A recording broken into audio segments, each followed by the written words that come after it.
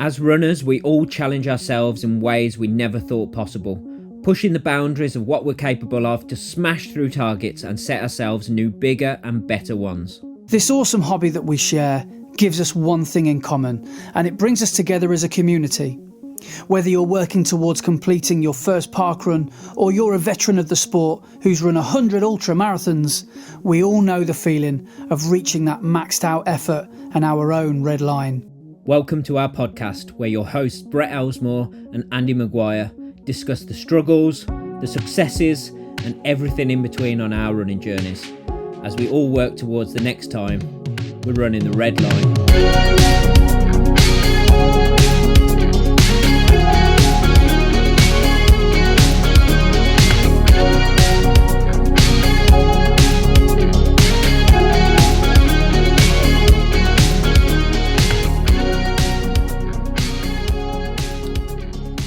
Hello and welcome to episode 121 of Running the Red Line. I'm your host Brett, and I am joined as always by my co-host Andy, who is currently stuffing his face with a Titan bar. How are you this week, mate? I'm on the pistachios now. I was thinking about this earlier. I think pistachios would be my desert island snack. Oh. You know, like one snack you could only eat forever for the rest of your life. Oh, wow, that is a big call. I mean, I don't know where you draw the line at snack, because you've got chocolate, you've got sweets. But I genuinely, only the last few years, love pistachios. Absolutely mad for them. I just can't get enough of them. And the little game that you play, when you throw the shells back in and you have to root around for that one, one actual proper pistachio. You're the kind of guy, aren't you, that has a bag of sweets that need to be unwrapped and you put the wrappers back in the bag, don't you? 100%. Yeah. Oh, you're one of them annoying people. Yeah, you have a box of, you get the Christmas boxes of celebrations. But there's more wrappers in there than actual chocolates. But that's what makes it more fun. You got to root around. It's like a bush. It does not make it fun at all. No. Yeah, it is. It adds to the drama. No. Of finding a chocolate. Yeah. Is there anything worse though than picking up a pistachio that is two sides of a shell, but then there's nothing in there? Absolute devastation. Or when you open it up and put it in your mouth and it's a really bitter. A gone off one. Oh, that's a bad moment. Yeah, that is a bad moment. But that doesn't happen too often. But these things are. Yeah. I love. Have you ever tried chocolate pistachios? Chocolate covered pistachios? Yeah. Good. Very good. Yeah, very nice. Yeah. I do like a pistachio. So if you're like the whole process, I like the whole process. Yeah. If you're well into pistachios, did you jump on the Dubai chocolate hype? Laura bought some because obviously, was it about earlier this year or 12 months ago? I don't know when it was, but everyone started talking about it. But you could get it from like Aldi, I think. I don't even think it was like, it wasn't as expensive as it sounds. Well, it was still expensive, weren't it? Even the Aldi and Lidl one was still expensive for what it was. Well, Laura bought it. I don't know how much. Are you telling me it's got 10 quid or something? No, like even the Aldi and Lidl like cheaper versions for a bar of chocolate was like a £5. Really? Yeah. I didn't know that. I thought it was about 2 quid. No. I should have known, really. But I mean, we had it. And I thought, oh yeah, this is nice, but it's not like it wasn't life changing or anything. No. Yeah. So that's exactly how I felt, because it was so expensive. I didn't bother for ages and ages. And then I tried it and I was like, oh, yeah, it's good, but it wasn't amazing. No. Although I tell you what, I did have not so long back, which was incredible, was some pistachio ice cream from Lidl. And it was like their more deluxe ice cream. So it just in like a little plastic pot rather than in a tub. And It was pistachio ice cream, but had a swirl of pistachio sauce inside it as well, which was very good. To an ice cream nut. No pun. Actually, very very much pun intended. That would be very very pleasant. I would have thought. Yeah. Also, down in Weymouth, I had a pistachio affogato, which was very, very good. Is an affogato something to do with coffee? Yeah. So it's an espresso with a scoop of ice cream in it. Yeah. Oh, yes. I think it was you that told me about that last time you went. That's how I remember. Yeah. Right. Well, weirdly, I don't know why we've got it in the house because we never really drink it, but we've got almond milk at the moment. Oh, okay. And I had a bit the other day. Can you really call nut milk milk? Well, it's like 99% water. Yeah. But you don't milk anything. All you're doing is grinding up nuts in water and adding a bit of salt. Yeah. What part of the nut are you milking? Yeah. But that's quite a sinister question to ask.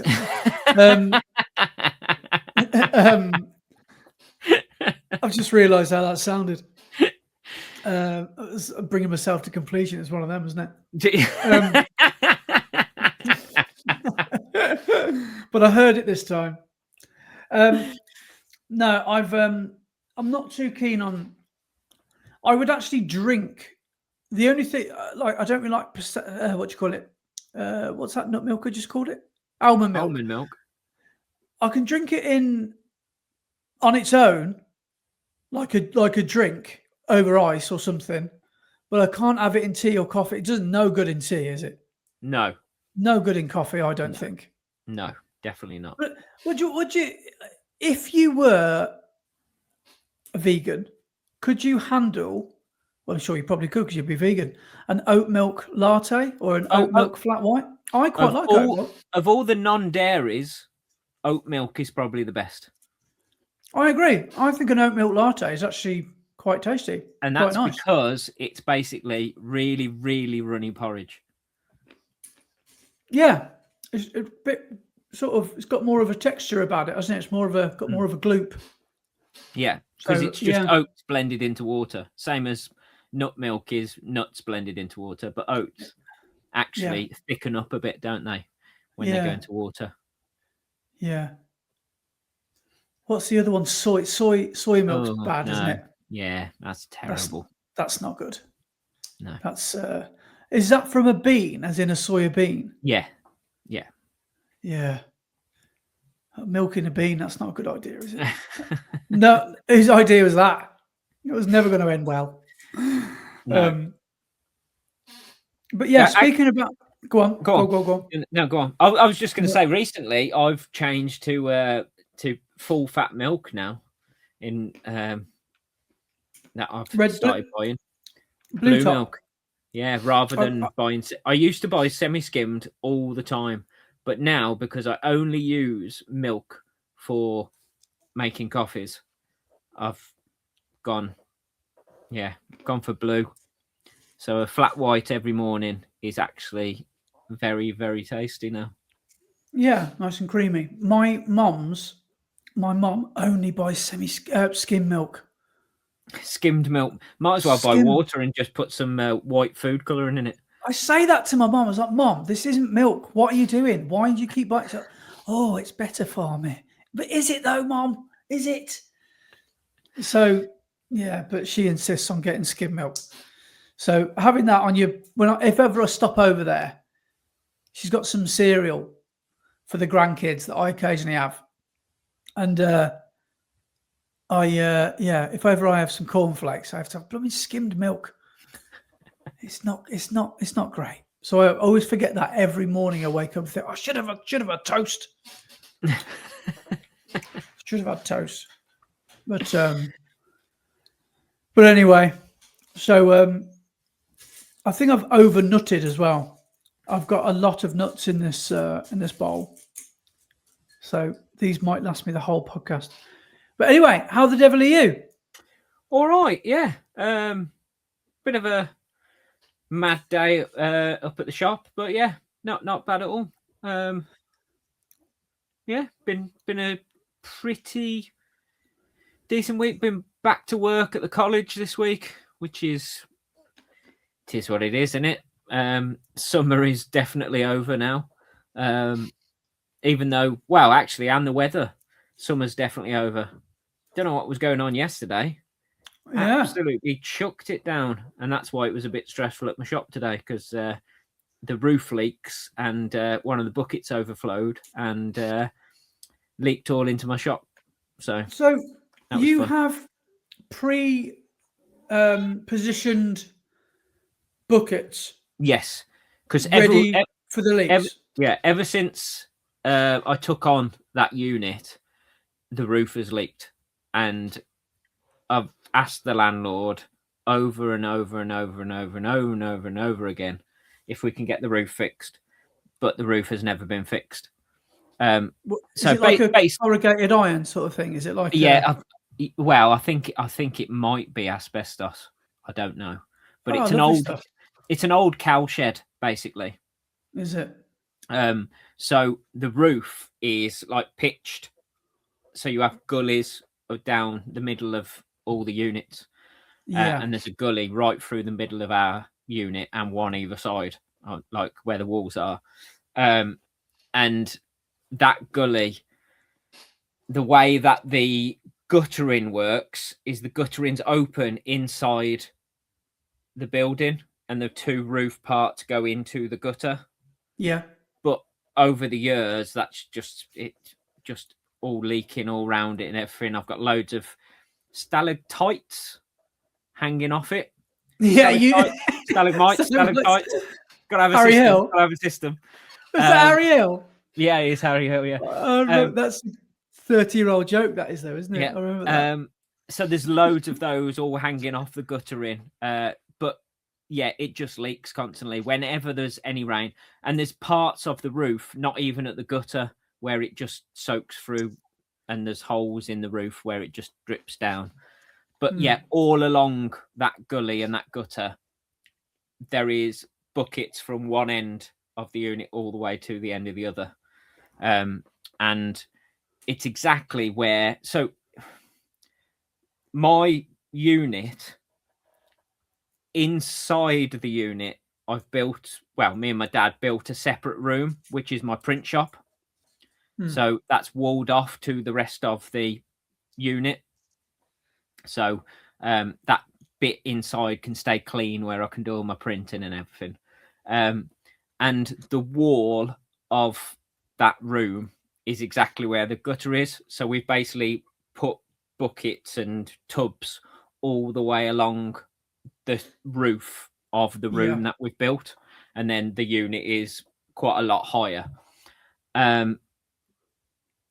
And yeah, basically it leaks constantly into those buckets, and from the rain last night, one of the buckets overflowed, leaked onto the roof of my print shop, and then goes to the, like, automatically runs down the roof to the lowest point, which is quite near the middle, and then just soaks through the roof and comes out the joins of the wood, because it's basically a wooden roof where we've put panels of wood and screwed them all together, but obviously it goes to the gaps in the wood and just drips down.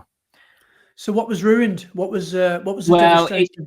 It just dripped onto a pile of clothes that I had in the shop. So yeah, today was a lot of spending time with a hairdryer trying to dry off a load of clothing.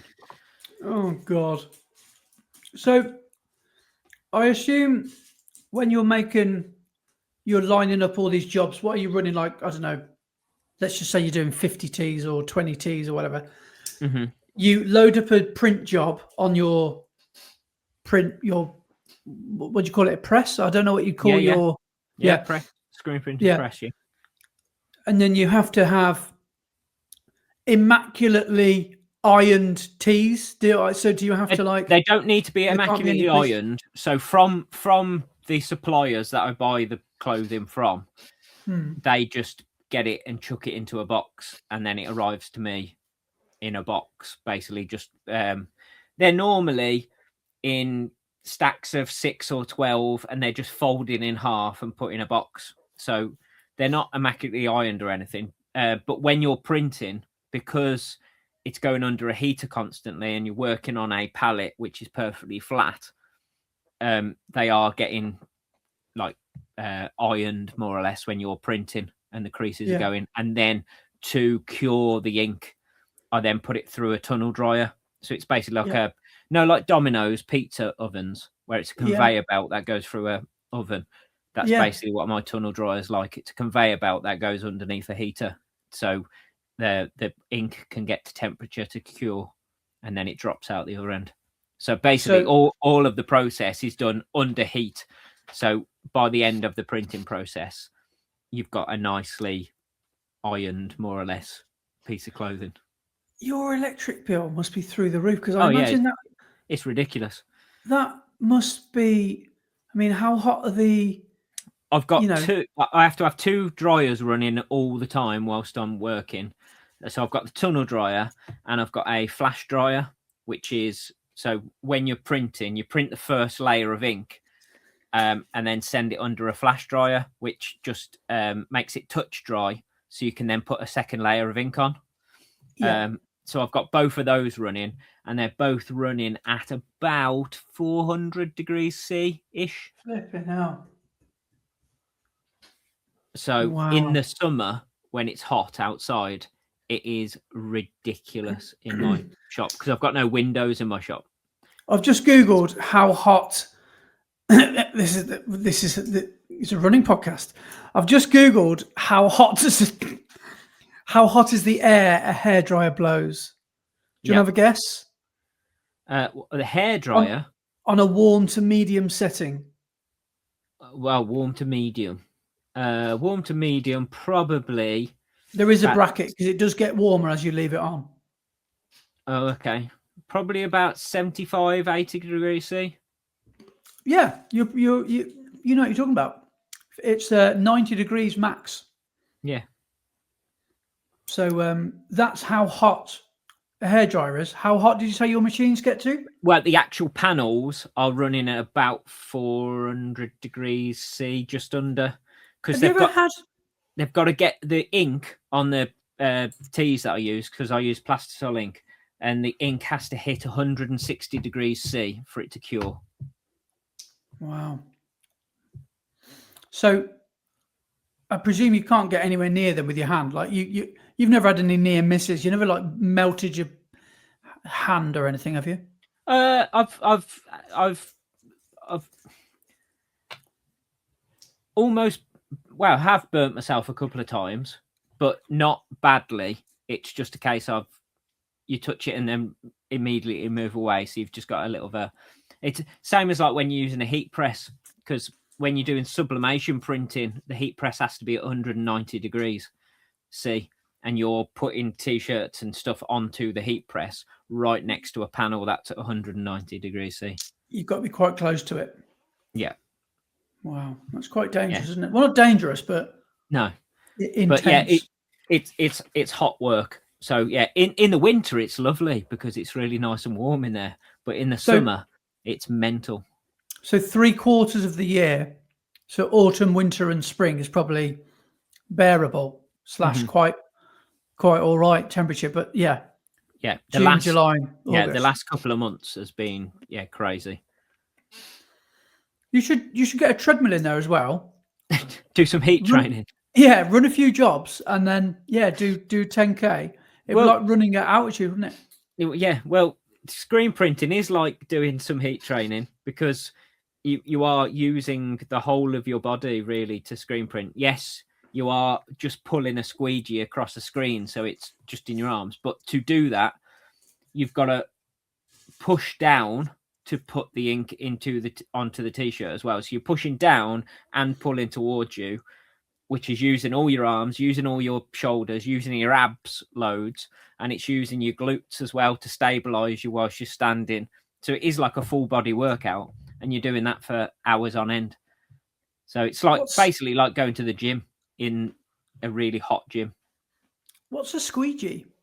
A squeegee is either a wooden or a metal handle that has a rubber blade attached to it, and that's what you pull across the screen to spread and distribute the ink through the screen onto the t-shirt. That would be a cracking answer, wouldn't it, on Countdown or Scrabble or something? Yeah. Well, do you know what window cleaners use to? So they clean the windows and then they scrape all something the residue, down. get rid of it. That's a squeegee as well. So a squeegee is just a rubber blade, but like you have different types of squeegees. Right. So, like, have you ever seen anybody put in like vinyls or graphics onto a car or onto a sign, and they use a little like card to push the thing on? That's a squeegee as well. Okay. So, in terms of when you've run a print job, have you ever done like a massive amount of work and realised you've made a spelling mistake, or have you ever done something like that? And like, oh yeah, I've made mistakes in the past, and I've had to redo jobs and take big hits sometimes. Sometimes I will hold my hand up and say a couple of times it is my fault, but sometimes it's because the customer has asked for something, so I've provided it, and then they didn't mean what they said. And so and then you have to have an awkward conversation saying, well, yes, I've just spent loads of money on that, and you're saying that I had to print a whole run again once because I sent a proof to the customer to say this is a mock-up of how the hoodies will look, and the mock-up was white print on black hoodies, and they came back and said, yeah, all looks good, let's go for it. So I printed the whole run, sent them out to them, and they went, why are they white on black? They should have been gold on black. And I went, but I sent you the proof and it was white and black, and you said, yeah, that's it, that's how I want it. And they went, yeah, but if you look in my original email, I mentioned about, have you got gold ink? So it's one of those. So because they did mention gold ink, I couldn't really say, well, yeah, you've got to pay again. So I just had to take the hit and reorder all the hoodies and reprint them again. To some degree, I feel like that about YouTube, right? I've always said, it's a strange segue, but I've always said I would never do YouTube full time. But imagine if you did. Imagine if that was your life. That would be. Imagine never having to do client work again. Like, I love client work. I love doing jobs to like a bespoke kind of menu of what they want. But at the end of the day, sometimes it takes the creativity out of it. And sometimes, I don't want to moan about anyone that's hired me ever for a job. But sometimes when you do like these running videos, you've got no customers, if you know what I mean. Mm-hmm. You're just doing exactly what it is you want to do. Yeah. So people have often said, would you do YouTube full time? I think I probably would. Yeah, the only problem is if you are doing YouTube full time, you're not just doing YouTube, you are working with brands and partners, and they obviously need specific things. So then it just becomes a different type of client rather than the one you're working for now. Yeah, it's the same old stuff. Yeah. Yeah. I used to watch this guy. He's called Tom something. And got millions and millions of subscribers. Really, really I don't know, not like Brian Cox, but a bit. Do you know who? Oh, what's her name? There's a content creator who's massive at the moment. She's a ginger. Oh yeah, Hannah. Not Hannah. Hannah Fry. Hannah Fry. Yeah. Yeah. She might have even been a Cambridge professor. Maybe, I don't know. Yeah. Hugo's sister. Yes, I was for a second. You had me then. And this guy I was watching finished doing his YouTube channel, and he said, "This is the dream job," but at the end of the day, it was a job. So at first, when I first started doing it, it was amazing. But then all of a sudden, that romantic element went away, Yeah, and it quickly became a job. is this the guy? Because he's started making YouTube videos again, hasn't he, recently? And he also does like a online game show. He's a bit nerdy. He's got like a bit of a Brian Cox kind of feel about him. What whitish hair? Yeah, he's greying now, definitely. Yeah, I think we're on about the same person.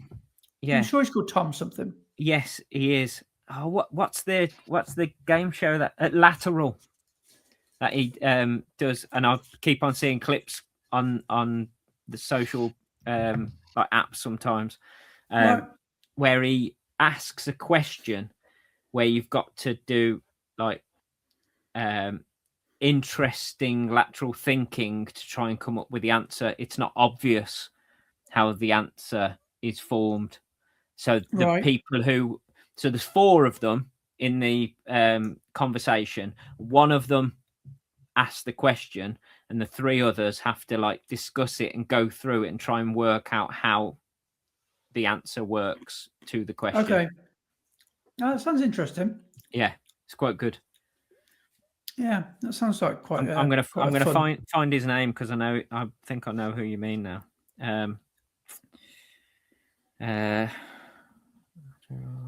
Yeah, I'm sure he's from the north of England as well. Tom Scott. Sure that's the fella. Yeah. Yeah. I remember him saying his dream job was ended up becoming a job. So yeah, because that's. Yeah, I remember seeing him do his final YouTube video, and then recently he's done a few videos. Yeah. So he has started back up, but not like fully, not like he was. But I imagine that would be like you sort of saying, right, I just want to sell Obi-Wan stuff, and that's all I want to do. Yeah. And the reality of that is not so difficult to do because it's got to be a relentless marketing drive. Yeah. You've got to be everything from the accountant to the maker to the designer to the postman to everything. And it's see that's so why hard. That's why I've always put my own stuff well, I have to put it to the back of the queue because it's mine and customers come first. So if I've got a print customer, I print their stuff before I even think about doing anything of my own.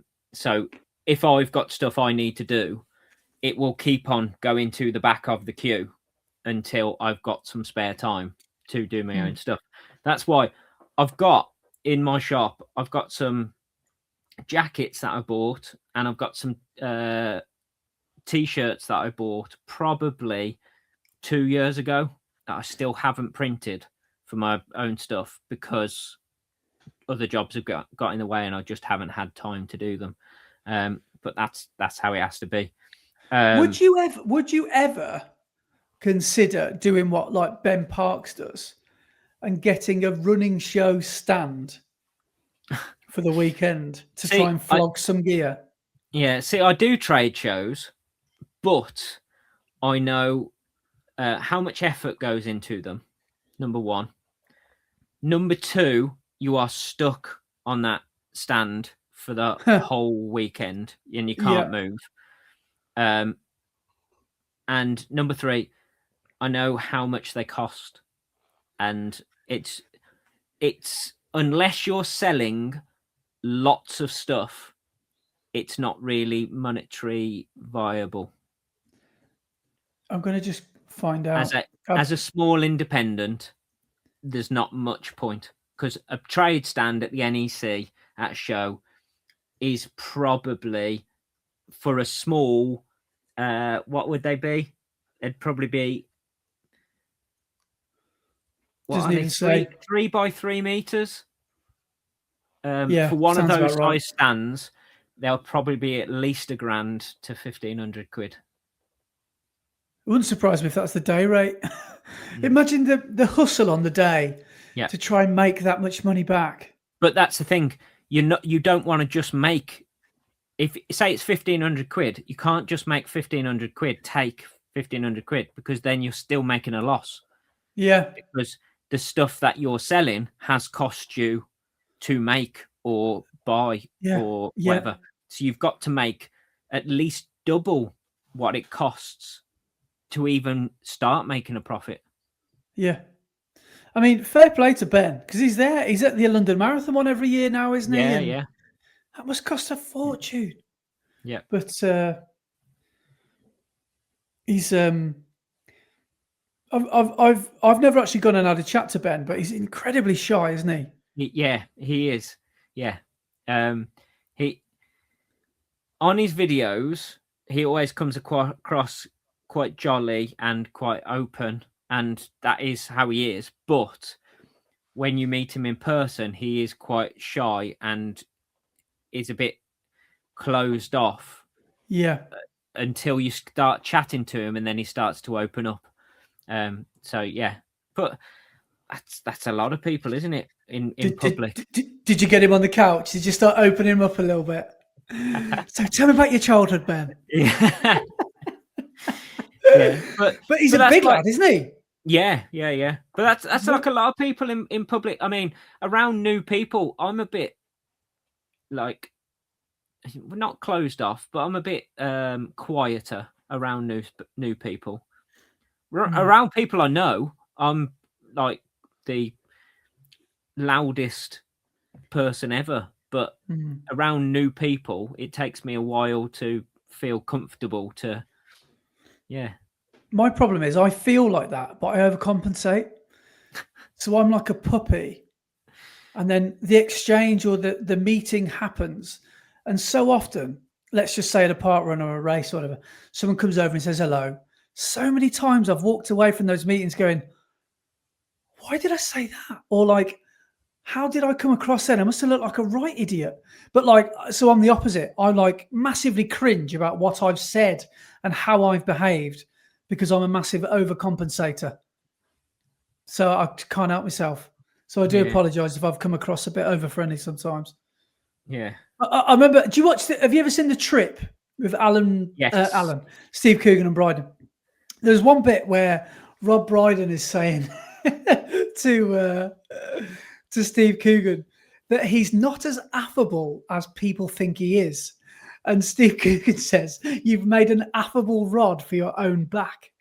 He says, because the problem is you are affable, but you're not as affable as the public think you are if they meet you in real life. So that's me to a degree. Because sometimes when you put a version of yourself out in the real world, like people listen to us now, we might not behave like this with anybody else. I don't know. I think it is a nice compliment, though, when you do meet people who say, oh, you're just like you are in the videos. I think that's a compliment. I don't know. But, it is nice to hear that people say that. But because that's the thing. We're not putting on an act. We're not putting on a show on our videos. We are just being us in the videos. So I often think about, like, when I think about certain people's videos and they're able to just come across really strong and really like nothing phases them. Like, I'll give you an example. For example, Hardest Geezer. When I watch some of his videos, there are not many. He doesn't look very vulnerable at all. I don't think. He almost never comes across, quote unquote, weak. Do you know what I mean? He's always strong and alpha, that kind of thing. Like, that is the opposite of how I put myself across, really. And maybe I need to actually stop being so stupid on my videos. But like, I think it's important to show, if you do what we do and we don't claim to be a certain way, I think honesty, if you preach that honesty is the best policy, then you've got to show the bad times and what scares you and what your fears are. And, you've got, almost to some degree, you've got to open yourself up a little bit. And that might be one of the hardest bits about social media, if you are trying to do a channel or an Instagram account or whatever to come across. The hardest bit is to come across as a normal human. Because it's so easy to paint a version of yourself, isn't it? Oh yeah, and how many people across social media only show the good stuff? It's a trap everyone falls into. You only show the good stuff. Yeah. But I mean, one of my mates, he's a tattooist, and he said he's had this in the past, and he's had it quite a lot. And I mean, I've had it as well. But like, people will look at his social media, or well, look at mine and stuff, and they'll think, "Hang on, you're a tattooist. Why are you sharing a video of your dog? Or why are you showing that you went to dinner somewhere for a really nice swanky dinner somewhere? Or why are you showing that you're in an ice bath and a sauna? Why don't you just show tattoos?" And his response, which I thought was brilliant, is, "It's my social media. I'll show what I want. If you don't like it, oh well." But Yeah. it's my page. I'm not trying to be anything other than me. I'm sharing what I want to share. And I think that's how it should be. It shouldn't be, you are this type of page, so you can only share this type of content.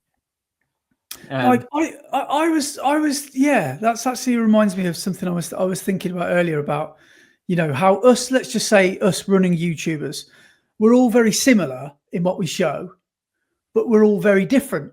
And I think I don't think you should ever become a copycat. That's not a good idea. No. But I do think it's okay to steal, because most art is stealing, really. But you do have to develop those tools and techniques and formats into your own methods. Else you just look like you're copying somebody. Yeah. Like, typical thing for me is me versus, say, Crown My Run. His videos always start POV, voiceover, about to start parkrun. My parkrun videos, I don't mine are nowhere near as good as his. But hang on. Oh, bloody phone's in here. It's Auntie Mary. I'll leave that for the mother-in-law to answer. Have you still got a house line at your house?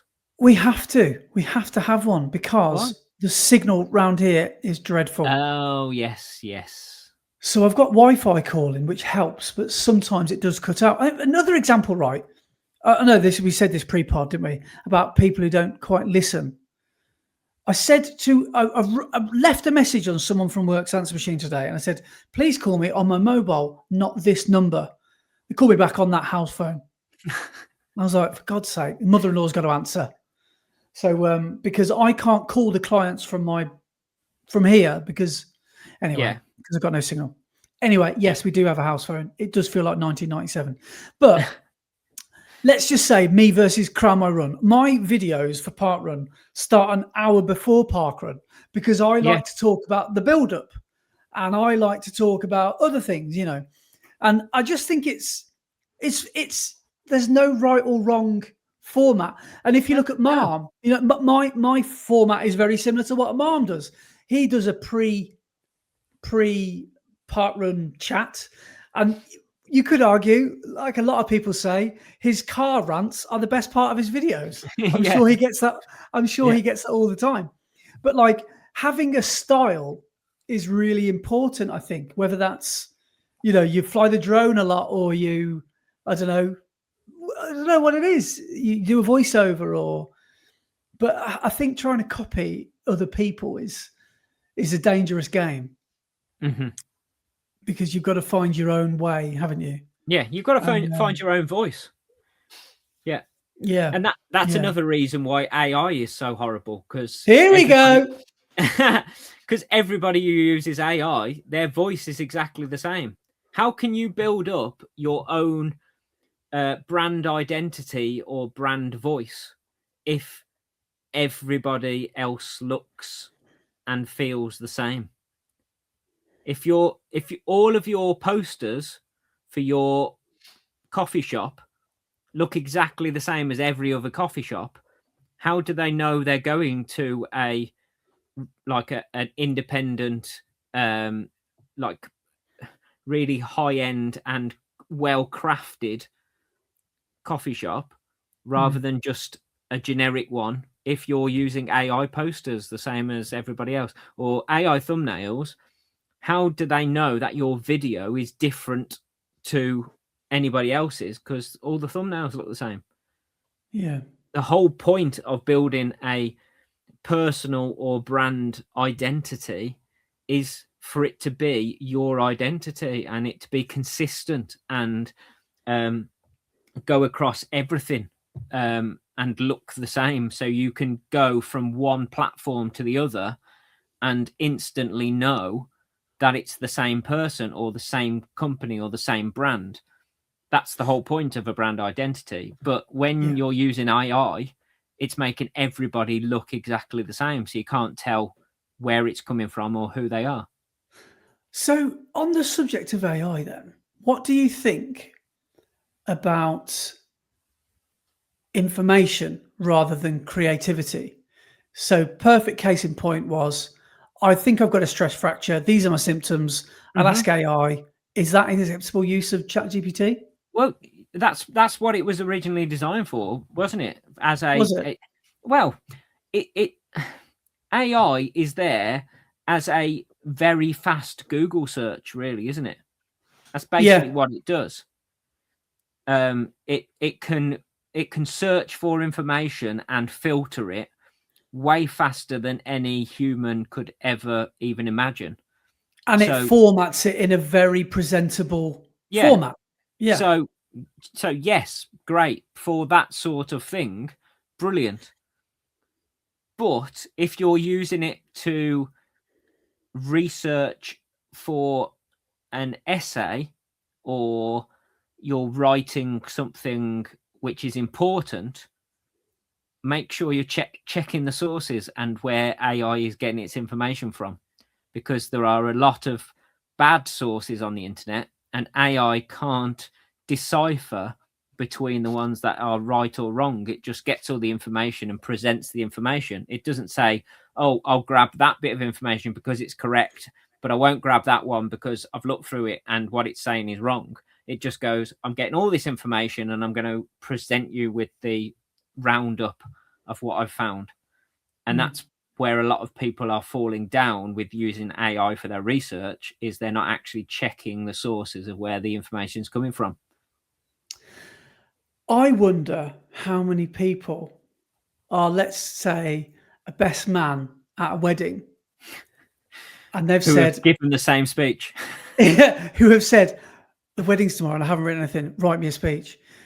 And I wonder how many people it's just given a generic kind of speech to, but probably passable because so many people have probably searched that.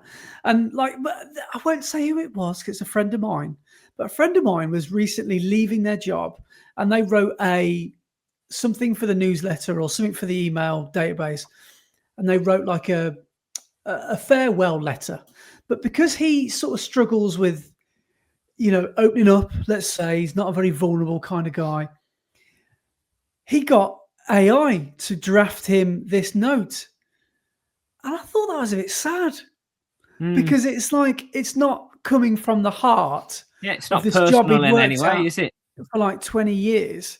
He's just got like AI to, I mean, he'd written some words of what he'd wanted to sound like, but I just thought, oh, yeah, that's a bit like, if I found out that someone who I valued as a really legendary member of the staff left the job that they'd worked at for 20 years and just fobbed us off with a ChatGPT letter, I'd be like, really?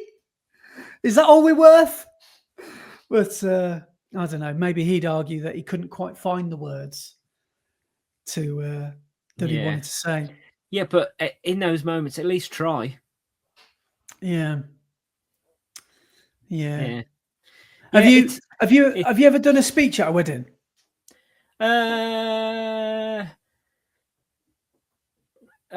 Yes, once when I was really young, Hmm. at my brother's wedding. Well, the reason I say that is because it was pre-ChatGPT last time I was best man, and I did a rap. I was like, ChatGPT won't be able to write this. It was brilliant. It was like proper GCSE kind of. Yeah. It was proper, like a proper crap rap. It was a crap rap, but it was quite good. Got some good laughs for that. So I did a little rap about how I first met him and our little relationship. But Brilliant. So you weren't a rapper, you were a crapper. I was a crapper. I was a crap artist. Yeah, I took the crap scene by storm. Yeah, it's an odd one because it is useful. AI is really useful for the right purposes, but it's also horrendous in certain cases. I wonder if something like Runner, like an AI, is going to get better, is going to improve with the feedback that it's getting. I wonder if it will become. I wonder if it will, because a big complaint is, for example, you can't do a double day. It will never, like. Yeah. Imagine if you're trying to run 100 miles a week, you can't. You'll need to double. Yeah, and so and that's and it does give out stupid advice like you're having an easy week this week, go and run 20 mile, and stupid things like that. 10K pace, and long runs where they tell you to go and run 5K pace in the middle of a long run, and stupid things like that.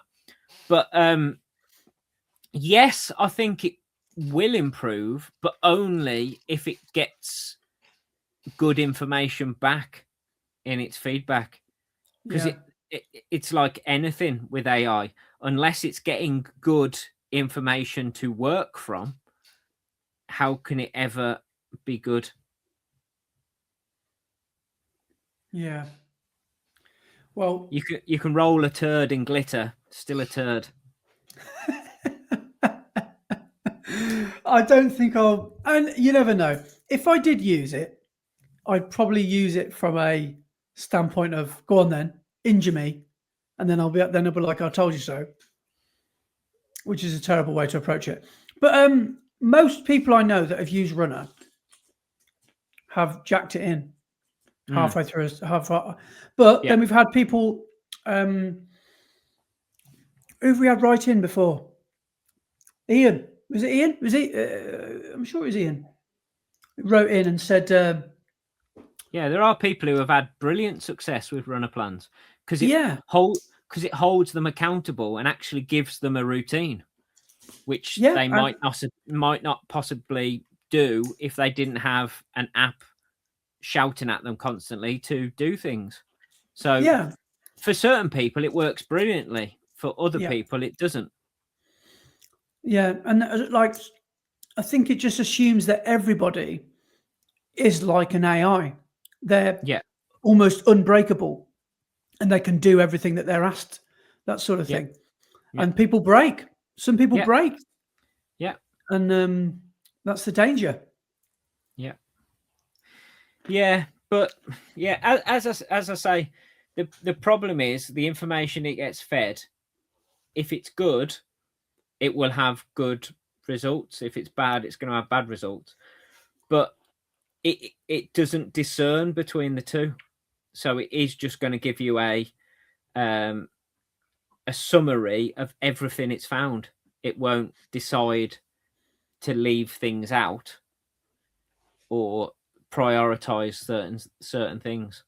Yeah, because there's lots of cases where people have used it for research and it's given them quotes from papers or studies, and they've used those quotes in their essays or in their write-ups, and then people have cross-checked it and there's no such quote anywhere in existence. And it has basically taken several different things and merged them together to create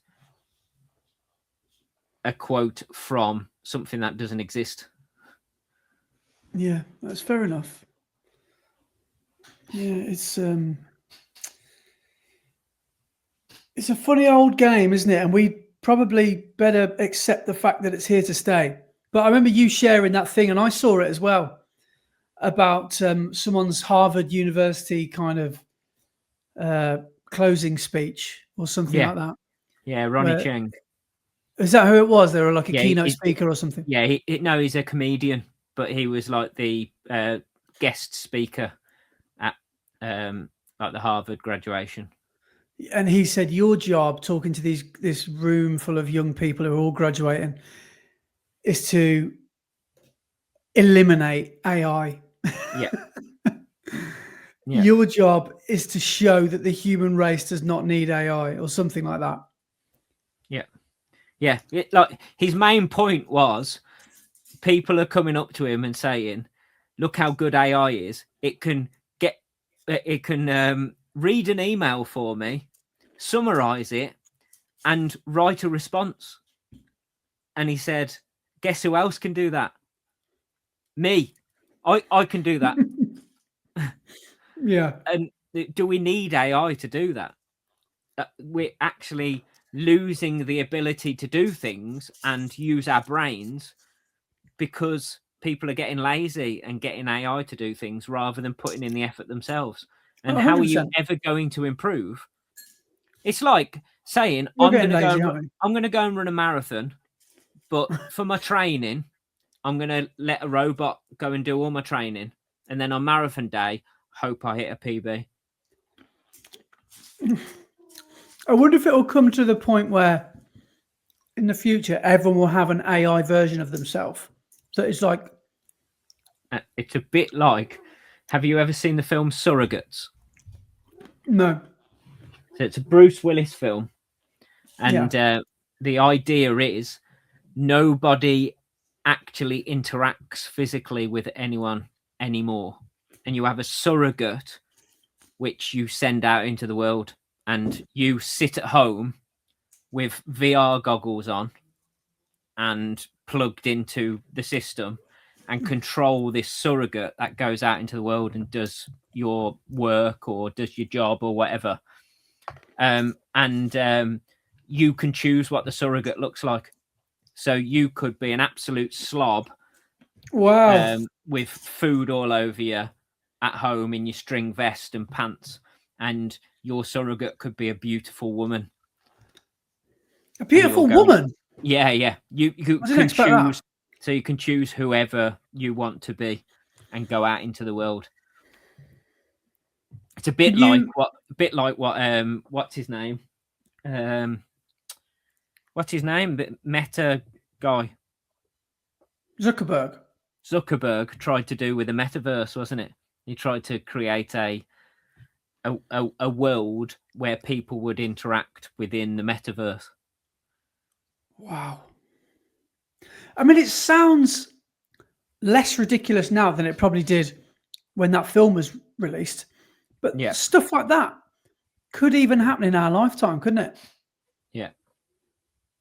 You know, Katy Perry's been to space. Like, well, yeah. And have you seen now? This is brilliant use of robotics and possibly a little bit of AI and stuff.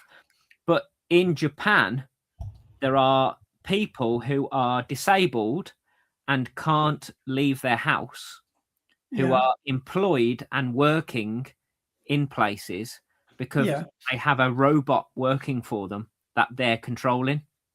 And the robot has a video screen that they can then interact with the customers. So like there's waitresses who are disabled at home, but are over the internet controlling a robot and taking food to tables. What? So they're working virtually? Yeah. So they can still be employed and still earn a wage, even though they can't physically go into work. which is wicked. I think that's such a great thing, because then even though they are at home and they can't leave, they are still having human interactions with other people. Yes, through the internet, but they are having interactions with people, and it's giving them purpose of life to actually go out and earn a living rather than having to sit at home and live off benefits. In my head, I'm just imagining getting served a flat white by like Johnny Five. Hey, laser lips, your mother was a snowblower. No blower. Yeah, it is mental, isn't it? Thinking about, you think about how many, like, how quick media is moving as well. Like, everyone's got a podcast now. Like, it's such a media is changing, because it's podcasts are a really good way of connecting with an audience. Yeah, in a relatively low effort kind of way. In the weirdest, it's like the quickest and easiest way to do that, isn't it? yeah.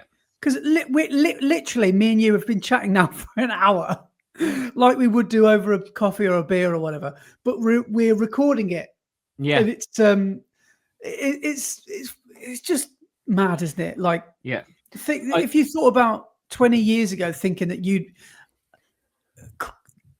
host a podcast, you'd be like, what, Well, really? Isn't that only for celebrities? Podcasts started about 20 years ago, didn't they? Yeah. And back then, you were a celebrity or a star if you started a podcast. You could nobody just in their house could just start a podcast, because everybody saw it as, no, you've got to be within the industry to do it. And then it slowly gained traction that, hang on, you just need some recording equipment, and you just upload it onto the internet, and it's grown and grown and grown and grown into what it is now. And it's brilliant that anyone can have a podcast, but I do truly believe that not everyone should have a podcast, and some people who have got podcasts really shouldn't have podcasts. Yeah, people probably think that about this podcast. That's what I mean. Yeah, but yeah, but media is changing, and that's why there's such a backlash against digital stuff, and people are now moving even more than ever towards physical media. Because when you say physical media, as in on discs or things you can actually hold in your hands, physical stuff. So vinyl records or CDs or cassettes. They're making a comeback. Yeah, big time. And DVDs and Blu-rays and video cassettes and things like that. People are really going into that, because once you buy a CD or a DVD, you own that DVD or CD. Of course, you don't own the music or the film that's on it, so you can't make copies and distribute it. But you got it for life. You own that physical copy of that film. So at any point, at any time, in any day, you can say, I want to watch this film, and put it into your player and watch it. But you remember in like 2008, you've got all your DVDs and you've watched them all, but still you reach for, I'll watch this one today. You stick Con Air in for the 49th time. And like, you don't mind, because that's all that's available to you. Yeah, but the thing is, if you've got that DVD of Con Air on the shelf, at any point you can watch Con Air, right? Yeah. If you haven't got that DVD of Con Air on the shelf and you want to stream it online, you have to either have a contract or a subscription with the specific provider that has Con Air. Yeah. And at any point, that provider can just go, oh, we're not having Con Air on our platform anymore. So you can't. If it was your favourite film and you were relying on that service, Sony have done that recently on the Sony digital movie store. They've deleted loads of films because their license with the films ran out. So rather than renew the license, they just took them off their catalogue, so you can't watch them anymore. But some people had bought the digital copy of those films, and it's gone for them as well. A digital copy, yeah. So really, because they've bought it, they should be able to watch it at any time they like. But Sony have just gone, nah, sorry, it's not in our catalogue anymore, so you can't watch that. So what did you actually buy when you bought that digital copy? What did you buy? Yeah. Whereas if you buy a DVD, Sony can't come round to your house and go, give us that DVD back. You can't watch that anymore. You've got it. Physical media is so much better. And there's a big issue as well at the moment with gaming. PlayStation have said that from the PlayStation 6, it will all be digital. There will be no game discs. So you won't be able to buy a game on disc. So how many people has that screwed over? Number one, it's screwed over a load of retailers because retailers won't be able to sell digital versions. So you've taken away a load of business of people who sell your games. Yeah. Number two, what if you've only got a disc version of a game? You haven't got the digital version where you can't play it on your PlayStation 6. Sorry. If you want to play that game, you've got to buy it again. So I already own it, but I've got to buy it again if I want to play it.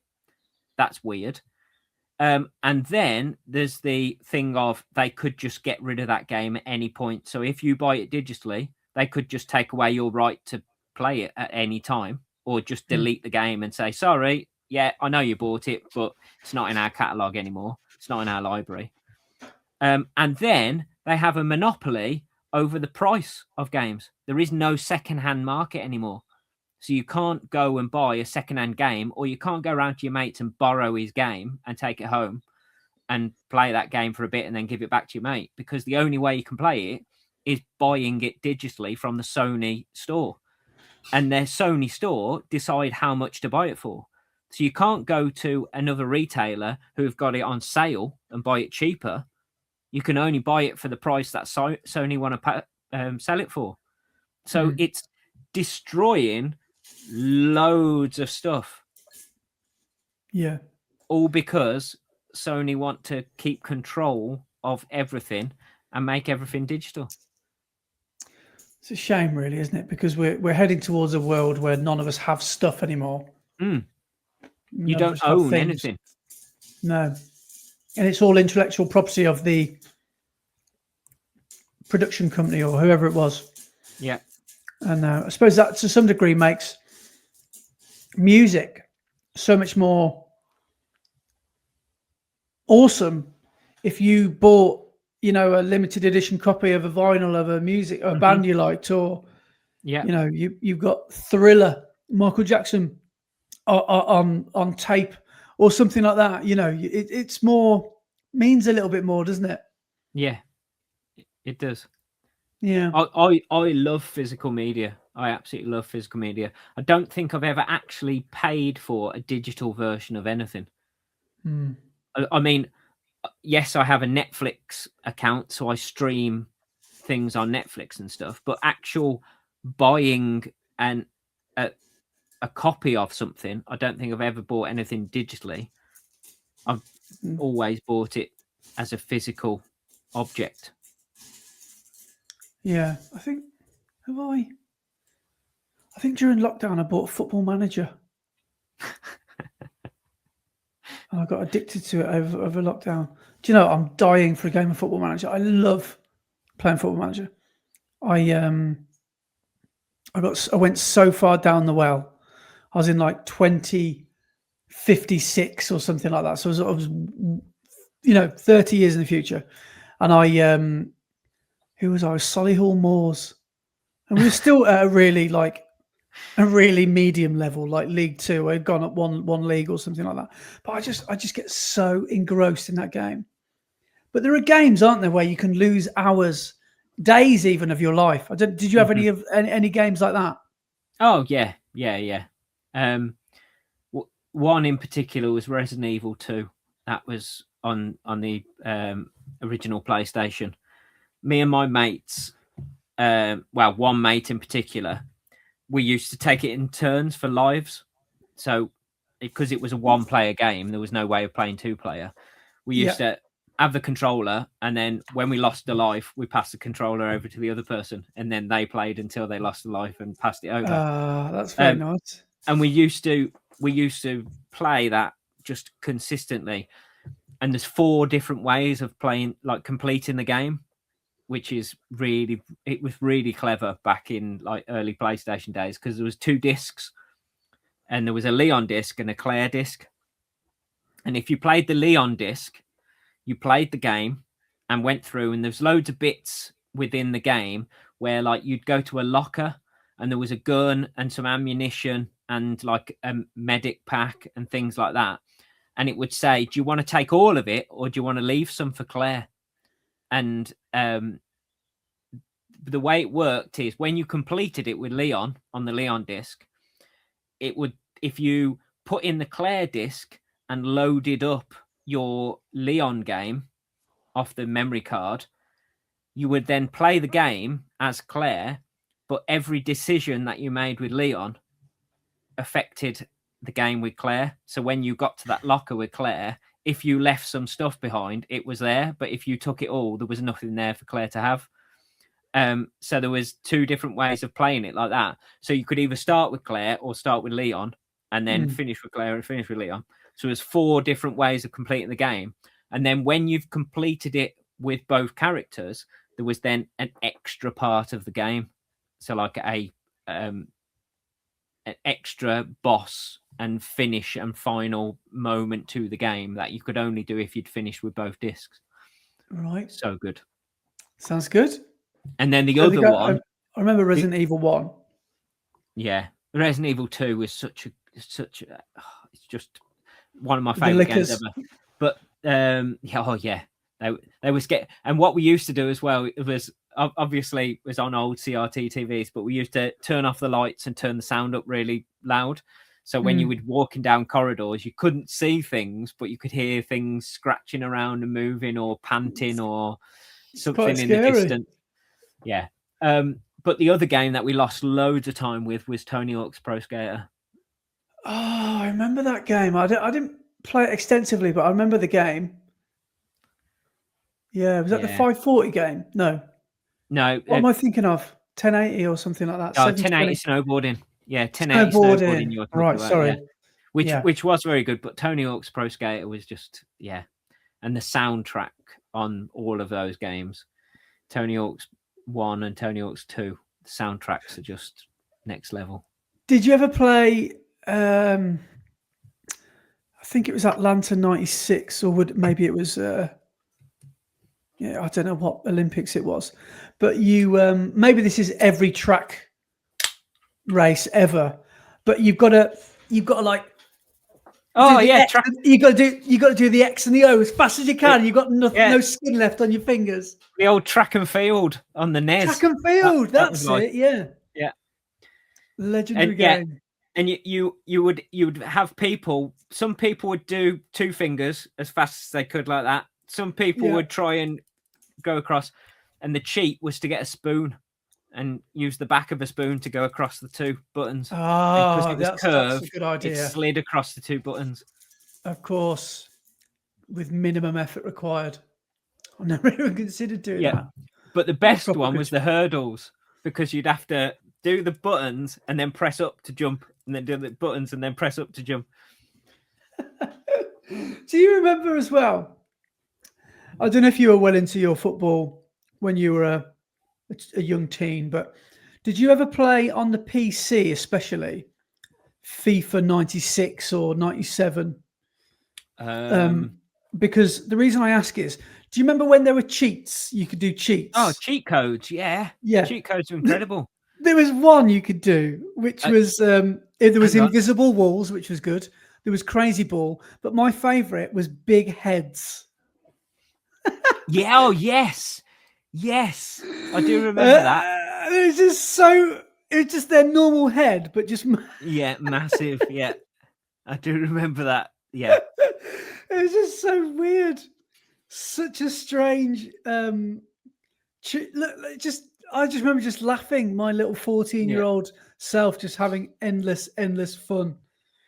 Yeah. I Big I never heads. played. I've never played a game on PC because I've never owned a PC. You've never. No, I've only ever had a Mac.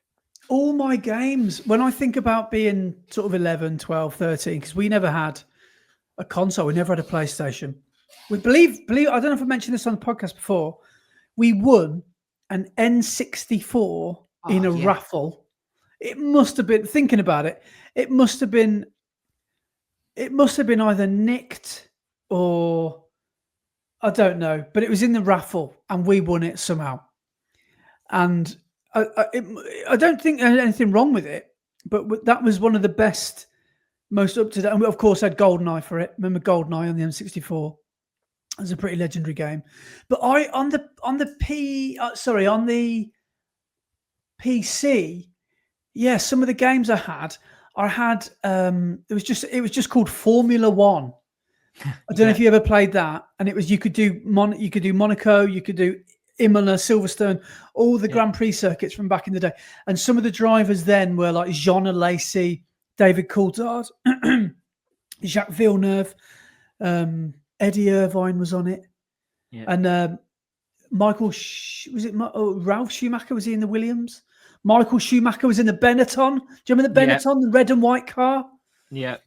Yeah, and there was the Williams Renault, which was Villeneuve's car, I think. And the first Formula Mika One Hakkinen. Game, first Formula One game I played was on the BBC Micro at primary school. What's that? It was like one of the first ever computers. With, do you know when they had like green and black screens? Yeah, didn't even have color screens. Yeah, that was the first Formula One game I played. Like an Amiga Commodore, one of those bad boys. Yeah, but before that, right. BBC Micro, and the logo was a little like bitmap owl. Yeah. Did you used to have computer class in your school? Well, PCs didn't come in to our school until like the end of year 11, start of sixth form. Was when PCs and IT was a big was a subject you could take. Yeah, I remember our school got a load of computers in. Yeah, it would have been when I was year 6. I was about 96, 97, and I remember we used to have Mr. Fletcher was our teacher, and just used to massively DOS about, and it was a massive DOS lesson. IT was, as I remember. Yeah, but again, back in the days, well, when we went to high school, we none of the websites were like restricted. Yeah. So, or if you knew a way around it, if you had a dodgy mate that knew a ways around it, you wouldn't be doing what you're doing. You'd just be watching like all sorts of weird websites, like just stupid stuff that 13-year-olds are watching. What was the website called? E-Bombs World? Was it where there was just all the flash videos of like silly animations and stuff? Oh, I can't remember that. But yeah, that sort of stuff. That's where you'd find like salad fingers and all them sort of salad fingers. I love rusty spoons. Oh my god, that's a video I haven't seen for a while. We better talk about some running, mate. We've done an hour and 15. I know. Just going back, because when you said it, it instantly popped into my head about cheats and stuff. I've still got in my head the blood cheat for Mortal Kombat. What's that? And it is down, up, left, A, right, down. Dullard. What did that do?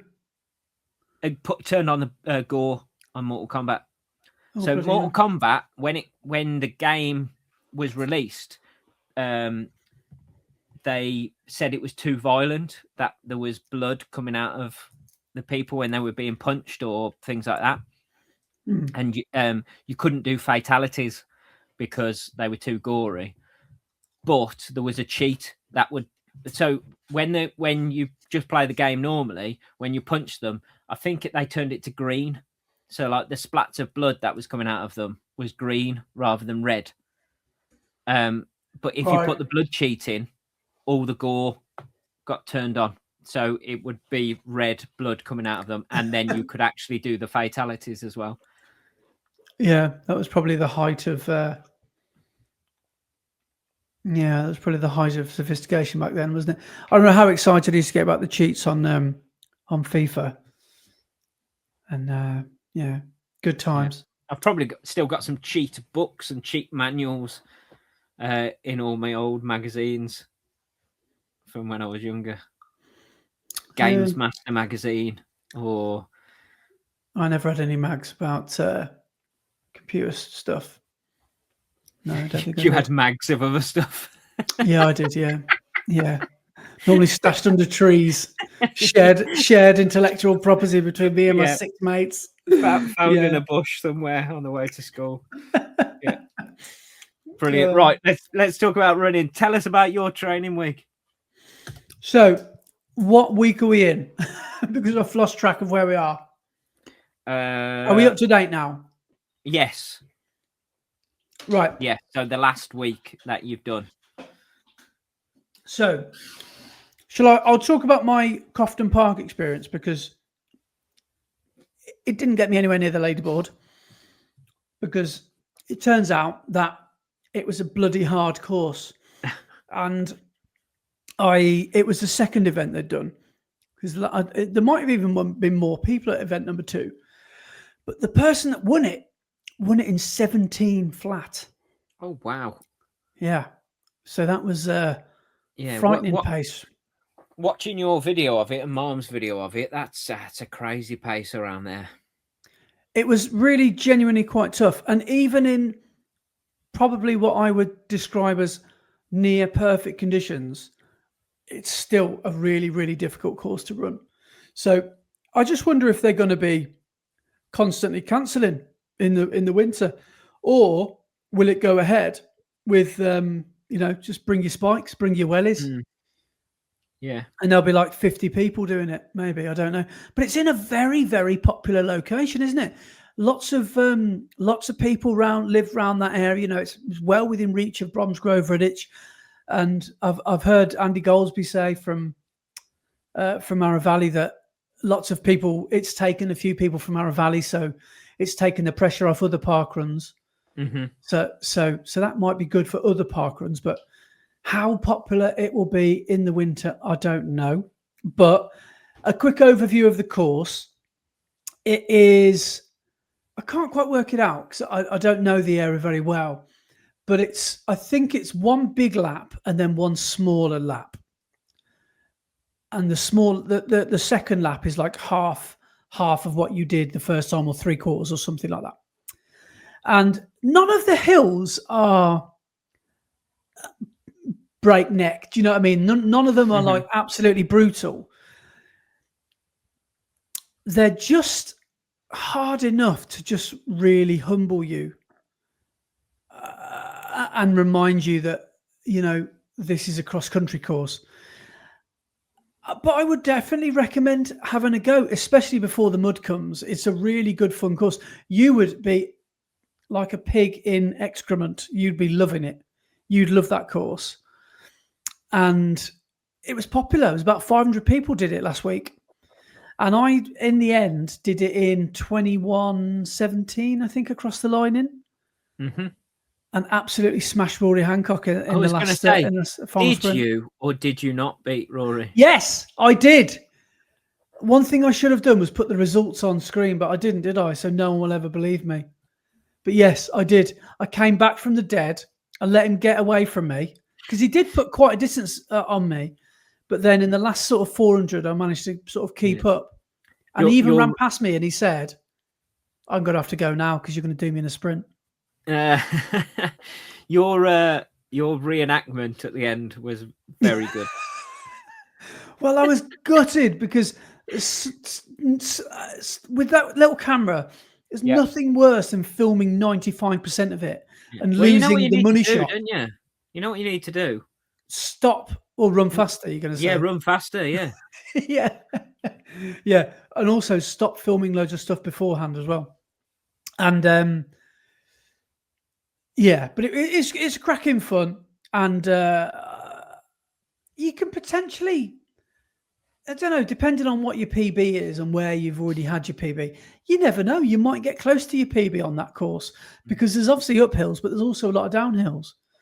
Yeah. But I wouldn't be surprised if most people are nowhere near their PB. But do you you never know. think it's quite popular at the moment because it's new and it will start to fade out over the next few weeks? Because like Mom was saying, he did half of that run saying, I won't be coming back here. So yeah. do you think it will start to die out once people realise it's not the easiest of runs? Well, yeah. I mean, I don't. Well, I mean, one thing that's worth mentioning as well, there is zero tarmac. So you could run that barefoot if you wanted to. Like, there's no. Why would anyone want to do that? Well, that's what I'm saying. Like, you don't need to wear your alpha flies. Like, there's no point bringing them because there's no tarmac at all. So, like you said, you could wear your spikes in the winter if you wanted to. But it's I can't tell because when we did Queenswood 6 months after when I did it for the first time, there was like half the attendance there as it was when I did it. So I think a big part of a parkrun is the excitement of trying a new one. Mm-hmm. And I think people will try it once and go, bloody hell, I think I'll just do Ara Valley. Yeah. It's a bit easier. But it depends how what you find interested on a Saturday morning and what sort of workout you want to do. It will have a core attraction of trail runners and people that love getting a bit muddy and people that, just embrace the cross country kind of style course. But I would have thought it would become quite a quiet park run because people will just go Canhill Park or Edgbaston or Ara Valley. People will start to go to those faster, especially because there's no tarmac at all. So in November, December, I reckon it's going to be. I mean, there's 500 people I think that did it last week. There might be down to double figures maybe by the time the conditions start to get really harsh. But who knows? I would say it's one for everybody to try, especially if you're a Midlander, because it really is a good fun course, and it's one of them that feels like it lasts forever because you can't quite work out where the finish is.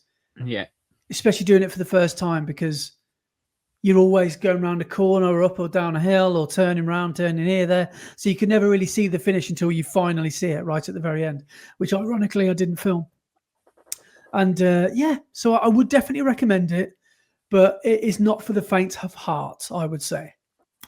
It's not easy at all, but a lot of fun. Okay. Cool. But apart from that, since then I've had a good week. I had a recovery week last week. So I did a 10-mile run on Saturday, which is not really easy.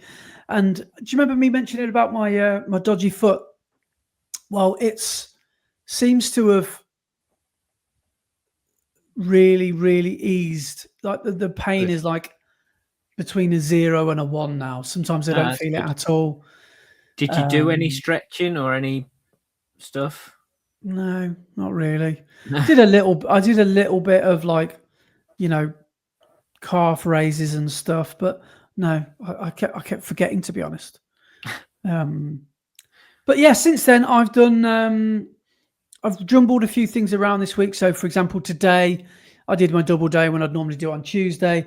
Tuesday I just did instead of going down to session, I went to do my own thing and I did that was quite good. I did 8 by a K. and I held just slightly slower than half marathon pace. Okay. So I was running about 6:45 a mile, which is about 4:10 a k, and I was doing my kilometers about 4:10, and yeah, that session went well. So that was 8 by a k. Nice. Yesterday I did a stupid idea where I ran 5-minute Ks, 8-minute miles around my local loop to see if I could run it easy. Turns out I can't. So I stubbornly held the pace, but my average heart rate was like 160 or something like that. So I'm still not quite an 8-minute miler, an easy kind of pace for me. But nonetheless, that was quite a good run. But you could call them junk miles. I don't know, because I spent most of it in like zone 3. Most of it was like marathon effort, basically. Mm-hmm. But anyway, so I did that and went down to track and watched you Wednesday night, which was a lot of fun. Yes. Did you run Wednesday? No, I had a day off Wednesday. Nice. Yeah. Wednesday was good fun. Yeah. Shall we talk about your blistering pace? Wow. What have you done for the rest of the week after Wednesday? So what did I do? Thursday was the pointless run, and today I did a double.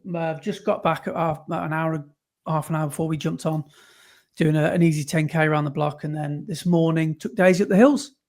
Nice. And we did 10k up the hills as well. So I'm on for another 55-mile week. Excellent. Maybe even 60. So maybe even 100k. Wow. Okay. So the plan is to hold that for 3 weeks. Yeah. And have you been pretty much on that mileage for the last couple of weeks? Yeah, last week. You said you wanted to hold it around 55, didn't you? Yeah, my recovery week last week was a bit pitiful. I only did 50k, and I wanted to do more like 65, 70. I wanted to do like 45 mile. But if you look at my last 5 weeks, ignore that bit. But yeah, so I did those first 3 weeks, then I had a down week, and then this week I'm at exactly the same amount of mileage that I finished on last week. So 55, 54, 55, 31 last week, and then hopefully back up to 55, 60 this week. So is this week 5? This is week 5, yes. Cool. So halfway. Halfway, yeah. So it'll be a long run on Sunday. Not quite sure what to do, but there will be some marathon pace, and I'm thinking of just introducing it nice and slowly. So I might just do maybe a mile or 2 mile in pairs. I might do 3 by 2 mile, maybe something like that. Okay. Nothing too intense, but just getting used to marathon pace in the long runs. So that's probably what I'll do Sunday. Cool. Okay. And how are you feeling at this halfway point? Tired. Legs are tired. But I'm noticing that once I get going in my runs, everything starts to feel like it's working again. And I start to think, oh, actually, like I looked at Sam, the Baconator's thing today, and he said like aerobic 10 out of 10, legs 1 out of 10 or something like that. And that's exactly how I feel. Like I feel fit. I just feel knackered. And, all this relentless marathon training will do that to you. So hopefully when I put a little mini taper in towards the end, hopefully that'll freshen you up and do the trick. Go. Yeah. So feeling good, but heavy legs. Yeah. Nice. Good. Yeah. For me this week, where was I this week? Oh yeah, I was at Skeg, weren't I? Last weekend. Yeah, you've had a few people write in, by the way. Your unbelievable slander of that parkrun, which we'll get to.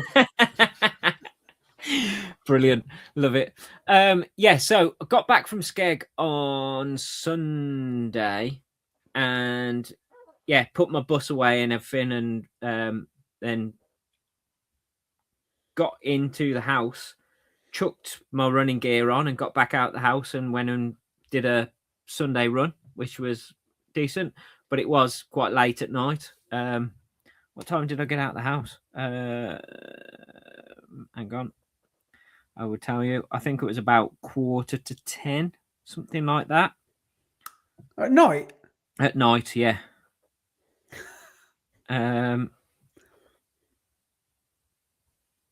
Yeah, it was 9:45 at night, and I went out and did 10 mile, so that was decent. Just wanted to get a Sunday run in because I hadn't run the rest of the week, had I? Number one, because I was busy, and then I was at Skeg over the weekend. Number two, my toes weren't working, and they had healed enough for me to go out for a run on the Sunday, so that was good. Same again on Monday. I was busy all day, and then I was at a rehearsal in the evening, so didn't manage to get home till late. So got me gear on and got out the door at 9:30 at night and went and did a 10 miler. So 2 late night runs. But then on Tuesday, I got out and ran down to Session with B&R, and I think I ran about 5 mile to meet up with everyone, and then we did just over 1.25 miles warm up. So I'd run 10k, 6.25 miles before we'd even started the session, which was decent. Nice to get some mileage back up to where I want it to be. And then the track session, just before we started the session, I saw Martin, who's our team captain for Vets League, and I saw him and just mentioned that it was Vets League on Wednesday, and I was like, "Is there still any spots available?" And he went, "Oh yeah, 3k, 3,000 meters if you want to do it." And I said, "Yeah, okay, cool. Put my name down. I'll do the 3,000 meters." So as I was racing the next day, I made the session a little bit shorter than it was for everyone else. So their session was 8 by 500 meters off 100 meters recovery. So I just did 6 by 500 meters off 100 meters. And I thought I'll try and get into, get my legs used to pace ready for the race the next day. So I ended up going a little bit faster than race pace. The first one I hit pretty much dead on where I wanted to be for 3,000 meter pace. So I did 1:41 for the first 500 meters. And then I did 1:36, 1:37, 1:37, 1:38, 1:35 for the 500s. So that was about between 77 and 78 seconds for the 400. And then 1 minute 35 is 3:10 a kilometer. That's fast. Yeah. That's so like I'm sub 16 minute 5k it's pace. 5:06 a mile. So yeah, that's fast. Yeah, decent. So did that session, which was good, and then did a bit of a warm down, and then ran home. And then on Wednesday went down to Worcester, to basically Worcester Woods Parkrun venue, but it's Nunnery Wood athletics track, isn't it? And I did 1.75 miles to warm up, and then it was race time, and you were there, Merv was there watching, Donato was there watching as well.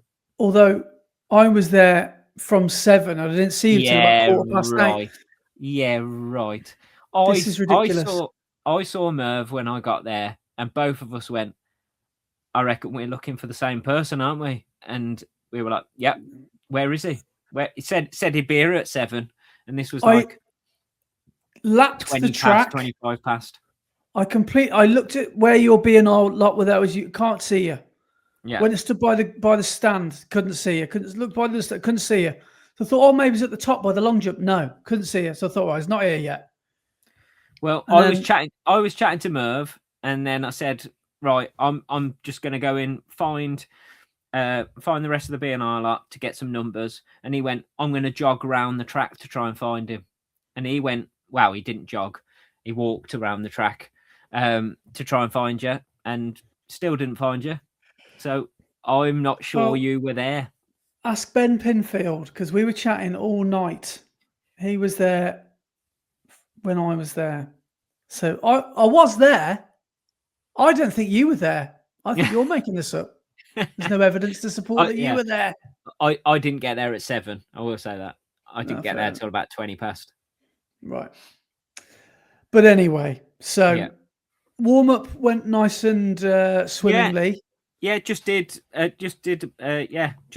jog to warm up, and then got the spikes on, come and spoke to you, and then walked round to the other side of the track, because obviously 3,000 meters is 7.5 laps. Was that one that was a bit hard to open? It's like to bite it open. One. Yeah, got it. I got it. It's the Um, last one. Yeah. So yeah, went round to the other side of the track for the start line. So the start line's on the what would you call that? 200 meter mark on the track, because you've got to do 7.5 laps for the 3,000 meters. And yeah, did a few strides and a few drills and stuff just before making way to the start line. And yeah, it was a big race. There was a lot of people in the race, because there was 3 different age groups all in the same race. So there was I reckon there was 20 people. Yeah, gotta be, because there was the M35s, the M40s, and the M50s all in the same race. Now, when I say M35s, that's the age group I was in. But the way it works in the Vets League is you can run in a age cat that you are older than. So if you're say you're 36, you can run in the M35s, but you can't run in the M40s. But if you're 42, you can run in the M40s, but you can also run in the M35s. So just because it says M35s, it doesn't mean that you've got to be in 35 to 40 age cat. You can be older. Right. So there was, the 3 different age groups. I was in the M35s. Dave, for us, was running in the M40s. And then we had Calvin in the M50s as well. I think Worcester had a full team as well of 3, didn't they? Yeah, I think it was Robbie Walshy and the other Robbie. Yeah. So so I stood on the start line and thought, I don't know how this is going to go, but the last 3,000 meters I did was when my legs were full of creatine and it hurt a lot. Every step was painful. Now my legs have come back into their own. So I thought, right, if I can give this a good crack, I'll try and break 10 minutes. If I can break 10 minutes, I'll be very happy. And previous PB was 9:57 from a couple of years ago. So yeah, start was very frantic off the start line because there was so many of us. It was a race to the front to try and get out of the pack and get on our way. And I was stood next to the guy who eventually won it, and he was rapid. So it was ridiculous. when he set off, I went off with him and ended up I think I was second or third after the first 50 meters. And yeah, he just absolutely destroyed everybody. I think he had 100 meters on us by the time I'd got to 300 meters into the race. He'd already done 400 meters when I was at the 300 meter mark. It was ridiculous. That sounds right. So you came around the bend way in front on his first lap. Yeah. I've actually got the results because he ran a ridiculous time. Hang on. There they are.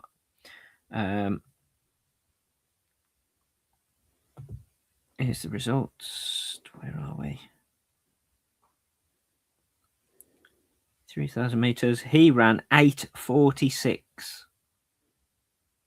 Yeah, that's mental. Which is pretty good, isn't it? So yeah. Anyway, so yeah, I followed him off the start line and got out pretty quick.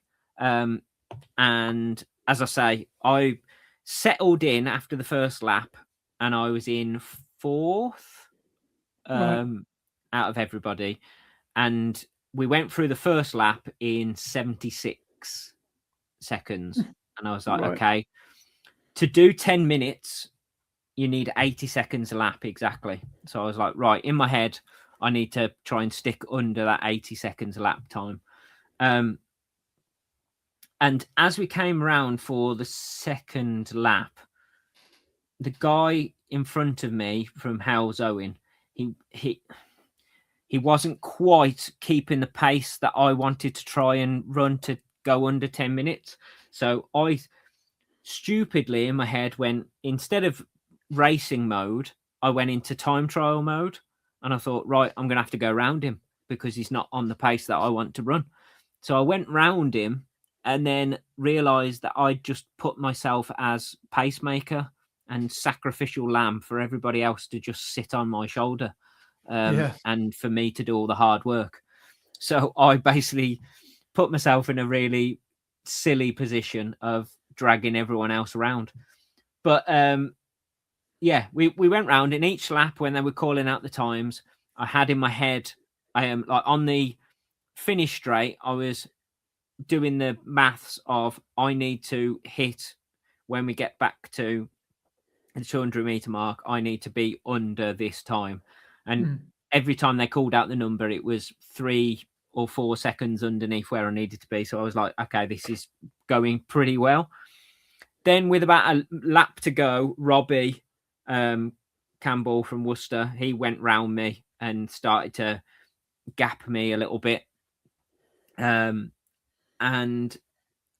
I thought, I'm going to try and stay with him as much as I can, but he did start to make a bit of a gap. And doesn't then help that he's like 6'4", and his steps are giant, aren't they? Yeah. So when he wants to, when he strides out, it's really must be really hard to keep up with him when he's striding out like that. He's a really good runner as well. He's stupid quick. I don't think he was like going all out on Wednesday at all. But I tried to stick with him as much as I could. And then we came round to the last lap. I heard you shout, "Come on, Brett, big last lap now." And I thought, I'm going to try, but I'm running like close to the edge here. So tried to kick down in the last lap. And I came round with 100 what position meters, were you in? So I was in fourth at that point. Right. And with 100 meters to go, so we've ran the final bend, and with 100 meters to go, the guy from Hales Owen, who I'd overtaken because he wasn't quite keeping the pace, he'd sat on my shoulder for the whole race, and with 100 meters to go, he went round and it started to like he did gap me a little bit, and I chased him as hard as I could down the finish line, but he did go across second before me. But before the start of the race, the judges had said, whatever you do, when you cross the finish line, do not stop your watch on the line. Wait until you are past the finish line to stop your watch, because the line judges on the finish line are having trouble trying to read your number and know who it is that's crossing the finish line when people are stopping their watch and their arms and their hands are in the way of the number. So whatever you do, cross the finish line, then stop your watch. So that's what I did. And when I eventually stopped my watch, I looked down and it said 9:57. And I was like, okay, so have I stopped it a couple of seconds after the line? Did my watch start at the start of the race? I've equaled my PB on my watch. So have I actually PB'd? I'm not sure. But as I say, the official results came through today, this morning, and I managed to run. Where am I? The 9:55. Yes. So 2-second PB. 2-second PB. So only 2 seconds, but a PB is a PB. So I will definitely take it. Love it. But yeah, it Amazing. was tough old race, but that's just over 79 seconds a lap. So pretty pleased with that. Yeah, that's pretty impressive, mate. 79 seconds a lap. I don't think I even train at that pace. That's a big shift you put in. Yeah, really happy. Robbie come over in 9:53. Paul Bradley from Howes Owen was 9:54, and I was 9:55. Wow, so tight, so close. Yeah, but Yeah. the guys from Midland Masters, yeah, they were miles ahead. So as I say, the guy who won it, Ben Robinson, he ran 8:46, and Hussein Mohammadi, who's also from Midland Masters, he won the over 40s in 9:39. I saw the guy who won doing his cool down, and he was in a Team GB tracksuit. Oh, okay. So he probably yeah. runs for Team GB Masters, yeah, something like that. Yeah, so that was pretty cool. But yeah, well done, mate. That's a massive shift. Cheers, dude. Yeah, pretty happy with that. Yeah, and then yesterday did 6.5 mile up to my shop and 6.5 mile home, but both of them there was some weird wet stuff falling on me for the whole of the run. Yeah. On the way up to my shop, I got absolutely soaked. Yeah. Proper raining hard for the whole of the run. And then it was raining when I ran home. It wasn't as hard, but yeah, mental. I haven't run in the rain yet, and I can't wait to. So yeah, still haven't managed to get rained on, but I'm looking forward to running in the rain because it does. I was out this morning up the hills, and I was thinking autumn is well and truly in the air now. Like it was quite fresh first thing this morning. It was quite cool. And you've got like all the trees are slowly starting to turn autumnal, and September's just around the corner. But you know what that means? PB season is approaching. Yeah, all the heat training we've been doing, it's now time to put that into action. Yeah, so I'm hoping for a September marathon and half marathon PB. I'm pretty sure I'm going to PB at Worcester. But will I hit that magical 126XX? I don't know. But I'm pretty sure I'm going to beat 129. Okay. Excellent. So I'm feeling pretty confident, but I'm going to still go for that 126. Yeah. But whatever happens. But the marathon as well. I'm well aware that I've chosen to do a hilly marathon. It's in Scotland, for God's sake. So of course, it's not going to be as fast as Seville. But I'm going to just basically approach it in a very similar way, and see if I can just get a few seconds, or maybe even a minute or two. That would be amazing. So I'm hoping for a big September as well. So nice. We shall see. Good. I've just realised. What sort of time do you think Ryan Close would run for a half marathon? He'll be about done by now. Do you reckon? He's already done? He might be. He'll be gutted because he's asked for a shout out. I know, yeah. Should we give him some abuse anyway, just in case he started the pod before the race? Yeah, let's abuse him. Well, first of all, he's doing the fast race in Northern Ireland, isn't he? Yeah, the Antrim Coast Half Marathon. Yeah, I've heard that race is lightning fast. So basically what I'm saying, Ryan, is you've got no excuse if you didn't get a PB. And if you haven't finished already, what have you been playing at? What have you been doing? You better get a move on. What if you're listening to this and you're still running? Run faster. Yeah. Stop messing about. Yeah, come on. It's only putting one foot in front of the other. What are you playing at? It's not that hard. God, come on, for God's sake. We want to finish this podcast at some point today. We can't wait for you forever, Ryan. Yeah. Well, I hope you're having a great run, Ryan. And I hope you've smashed it, whatever you've managed to run. Yeah, it looks like a good race, that, and I think it does attract. I think some African folk go and race it. You got the Kenyans and stuff. Oh wow! Historically, they've lined up, and didn't Ryan say Mo Farah's raced it before and won it? Yeah. So I don't know if it's like one of those that's technically like a net downhill or something, or I don't know why it's so attractive to a lot of people, but it's known as a very, very fast one. So nice. Yeah, you'll have to let us know how. Yeah, let us know how you got on. How you did. Yeah. Right. I'm going to jump over to comments, if that's cool. Okay. Yeah. First one from last episode is from Craig32191. And he says, "It's Con Andy, name for your upcoming crypto." That's so good. Love it's it. Con Andy. Yeah, I like that a lot. Perfect name for a con man. It's Con Andy. Con man Maguire strikes again. Yeah, indeed. Next one is from Here Comes Bod, and it is from not last but episode before, where we chatted about my trip to the hospital. Yeah. And he says, "Brett, that story had me squirming. Made me glad that I'll do anything except to go to the doctors."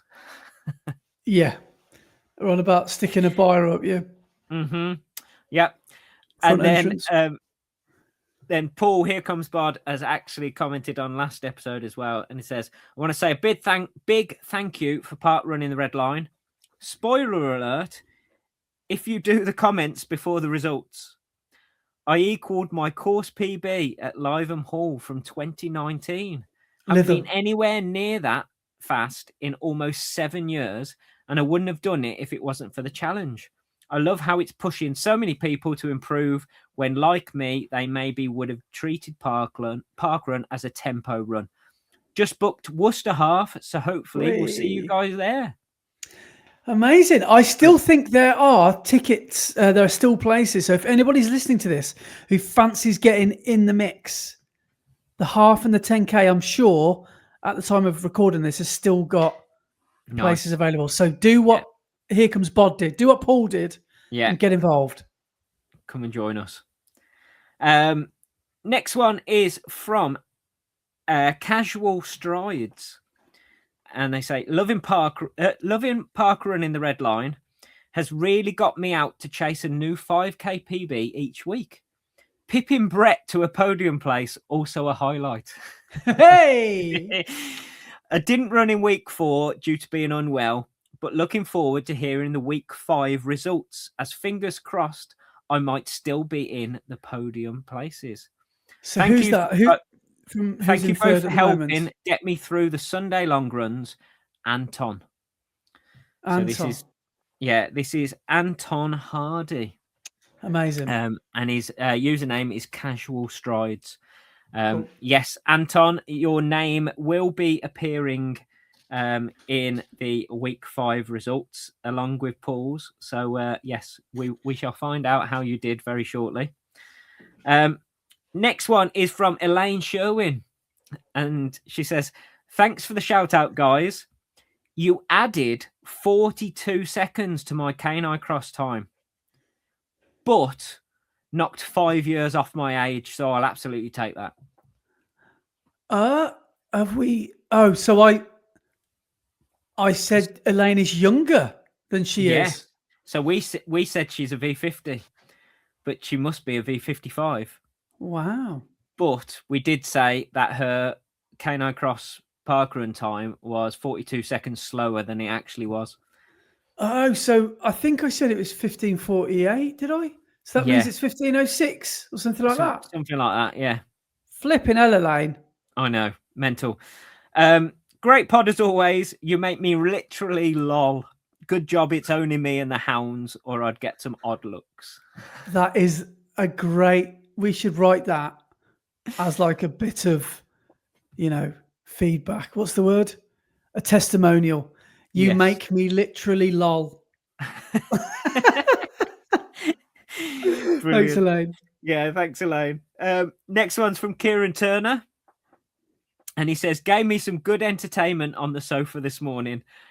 Brett at Bushy Park was hilarious and a little bit scary at the same time. Wasn't he? Who was that who said that? Sorry, Kieran. Kieran Turner, yeah.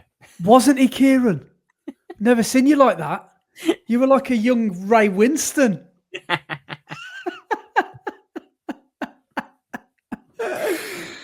And then the last one is from Dan Hunt, and he says, so the day's finally come, has it? Andy injured? Brett turning into dad mode, asking about S&C and stretching will never get old. Yeah, I don't do it, mate. And luckily, I don't think I'm that injured, so I'm okay. I'm just being a drama queen. Yeah, of course. But the day will come eventually. The day will come. I know. Right, do you want to go through some emails? Yeah, I'll just I'll read out half of the ones we've had in, because I don't think we've got enough time, because Brett and I, we haven't mentioned this, we're up at 4 a.m. We're driving down south. Not right now, but tomorrow morning. Tomorrow morning, yeah, like we're waking up in like 8 hours, because we are going down to see the Baconator for the away leg of the Parkrun in the Red Line. Yeah, for Champions the League final week. Yeah. Yeah, so we're going down to Hove Promenade Parkrun, aren't we? Mm-hmm. And I'm picking you up at 5 o'clock. Yeah, you're going to be my chauffeur to prom. Yeah, I'm going to be a very tired chauffeur. Are you my chauffeur or my date to prom? Or is the Baconator going to be my date to prom? Oh, I thought it was my date, to be honest. We're going to have to fight over him. Maybe he's just going to have one in each arm. Both of them. Like a proper baller. Yeah. Yeah. Just, walking in to show everybody, show off. A hunk on both arms. So also, hopefully you're fully comp as well, because you might be driving home, because I might be asleep. Alex Bowden wrote in and said, the weirdest thing you've seen on a run. Says, hello, chaps. Hope you're well. The day was Sunday, the 16th of August. I was heading into the final mile of my run that week to wrap up another solid week of training. Headed up and over a few ramps on the canal, which I ran, by the way. I know, massive shock to us all, to be met by a sight I wasn't quite prepared for. A woman squatting down against the back of a building, kecks down, and a stream of piddle making its way towards the canal. All while scrolling TikTok. Now, I just carried on running. We both clearly wanted to avoid any sort of communication, but it got me thinking, was she just starting out, and was she actually taking a crap? Was she drunk or sober, or was this not her first rodeo in public pissing? Now, it's absolutely fine that she needed to take a piddle. Us blokes are quite fortunate in our ease of access to do so. However, I wouldn't have done it where she did due to its exposure. Finding a place more suitable tucked away would have been my priority, but each to their own. So my question to you chaps and the Running the Red Line community is, what's the weirdest thing you've seen on a run? Your resident hill walker, Alex. Oh, I don't know what mine would be. No, I don't know. I think that needs some thinking time. Shall we put it out to the masses, as Alex has said, to the Running the Red Line community? And have that as a talking point next week. Yeah, so I mean, get in touch. Let us know, what is the weirdest thing you have seen whilst out on a run.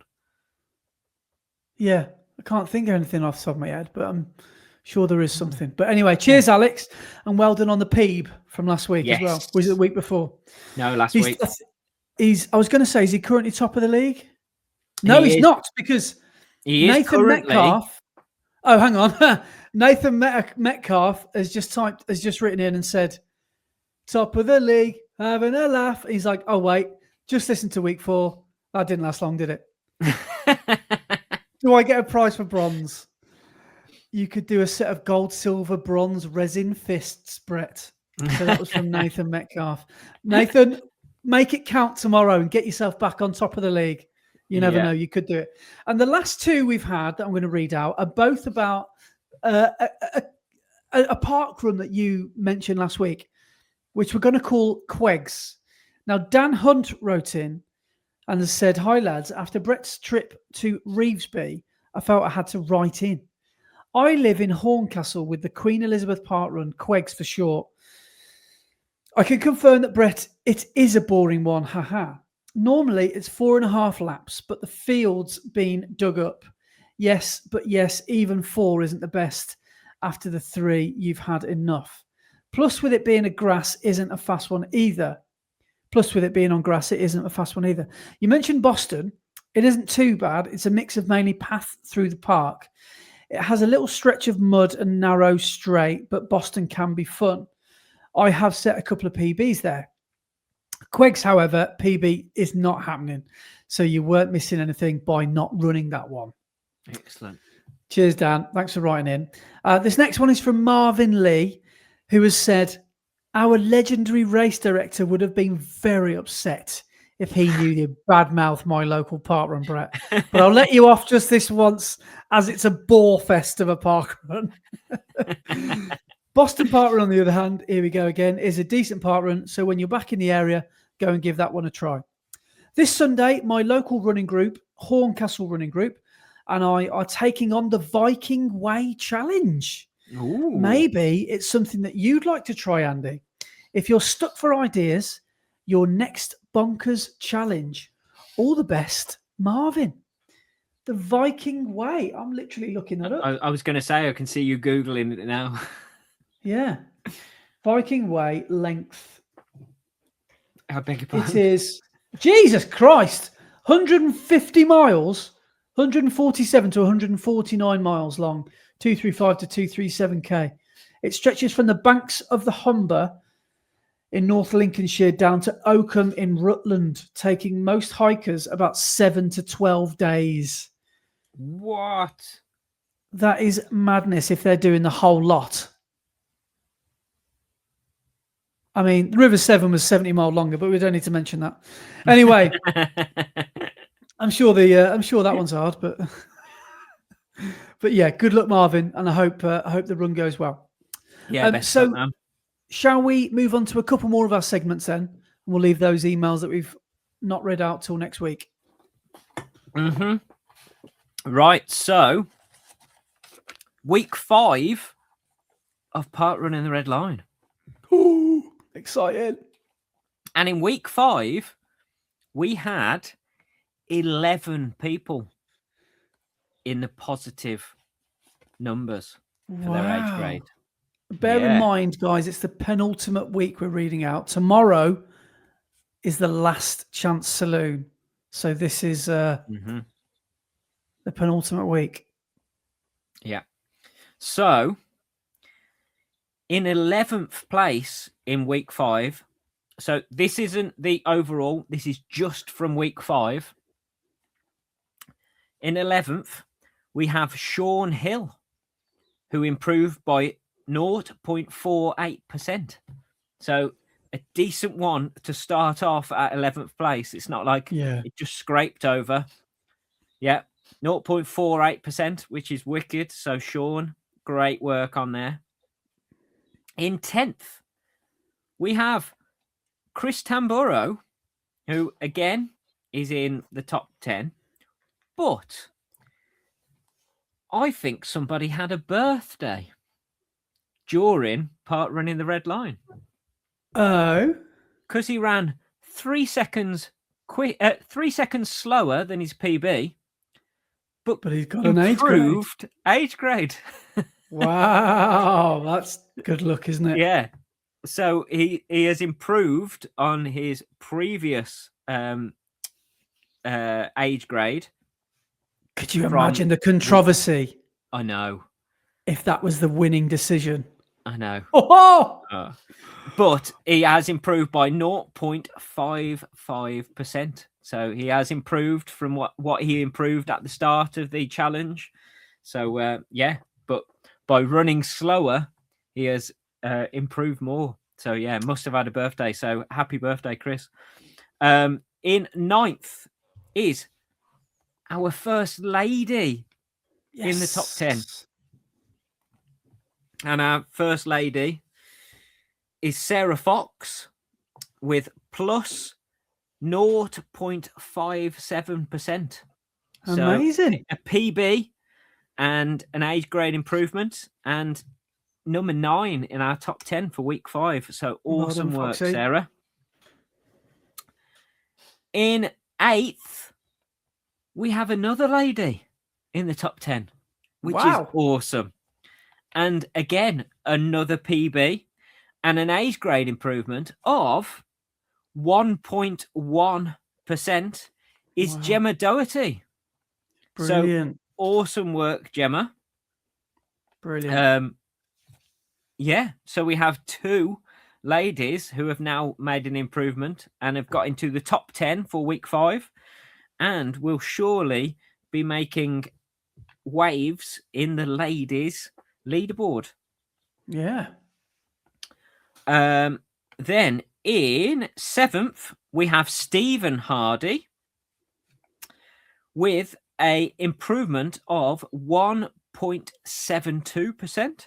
So awesome work, Stephen. 7th place in week 5. And an excellent improvement. Where are we? 6th, we have Mark Griffiths again with yet another improvement. But this time, 1.87%. So, Mark, excellent work. Is that 3 or 4 markers now put on the leaderboard? Which is I think it is. impressive. Sorry, I've just got to change over to speakers. Where are we? So 5th in week 5 is, here comes Bod, Paul Brogdon, who didn't PB but equaled their PB time. Right. So the time is exactly the same as their PB from 2019. But because they are now 7 years older, they have made an age grade improvement of 2.4%. So no way. amazing work, Paul. Well done, Paul. Yeah, good stuff. Then in 4th, we have Tom Berron, who I'm sure is a name we have heard in the top 10 before. Yes, we have. He's our Chinese shoe correspondent. Yes. And Tom has improved this week by 2.66%. Big so numbers. Excellent work from Tom once again. In 3rd, we have somebody who has repeatedly PB'd, and some excellent work, because this is crazy. Jordan Deere with 3.68% this time. Wow. So amazing work, Jordan. In 2nd, we have John Turner, who has improved by 3 point. Bearing in mind, last week's leader was Alex Bodin with 3.70%. Right. John Turner has improved by 3.76%. Oh, wow. So excellent work, John. But in 1st place from week 5, we have our commenter, Casual Strides, I think was his username, Anton Hardy. Yeah. And are you ready for this? Yeah. His improvement, 6.11%. 2.26%. Wow, that's big. That is massive. What incredible work from Anton. Massive PB. Yeah. Let me just check because I want to check numbers. And where is he? Anton's PB before we started was 23.14. And he has PB'd 3 times during the challenge. Wow. Right? He PB'd in week 2 and PB'd in week 3.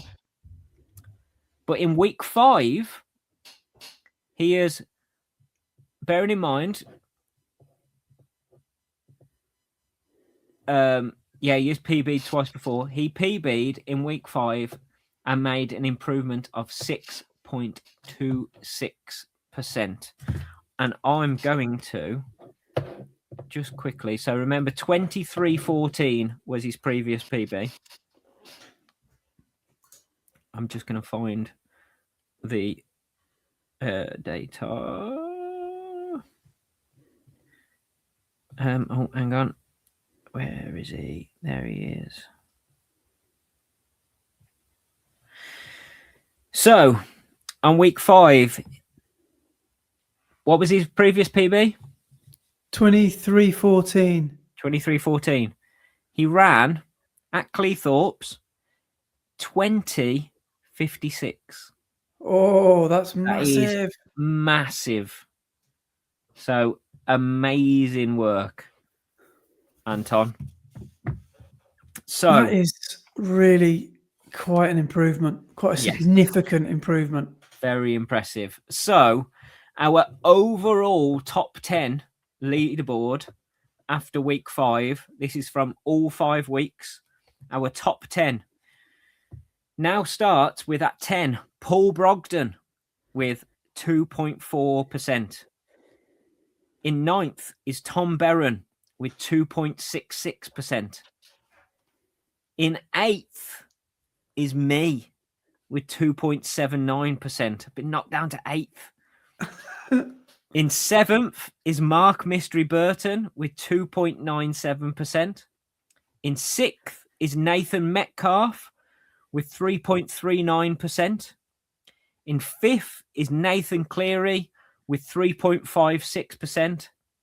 4th is Jordan Deere with 3.68%. 3rd, Alex Bodin with 3.7%. 2nd, John Turner with 3.76%. And in 1st overall at this moment in time is Anton Hardy with a massive 6.26%. So, wow. Incredible. Great drama. Yes, it is indeed. Brilliant drama. So, tomorrow is the final day. I'm going to go for it, I think. You're going to go for it? Yeah, I don't see why I shouldn't. I've got no tactics. I'm probably going to go out at PB pace from week 1. Fresh breath then, will you? What do you mean? Well, you've got no tactics. Oh, brilliant. Did you just shout your tactics at me? And I am just going to hope for the best. I don't know. I might spectacularly crash and burn. But, yeah, I might just go out at 19.22 pace. Yeah. And then see where I go from there. What is your PB? 19.23? 19.22. Wow. I think you need to get down into the 18s then tomorrow. Well, we'll see. I don't know. I've got tired marathon legs, but with a warm-up, maybe I could do okay. We'll see. Yeah. I haven't decided what I'm doing yet. I'll see how the legs feel tomorrow. I'll make a decision on the way down at 5 o'clock in the morning. But yeah, we shall see, because old Baconator's going for it as well, isn't he? Yeah, he's going to be Club 1830s, yeah.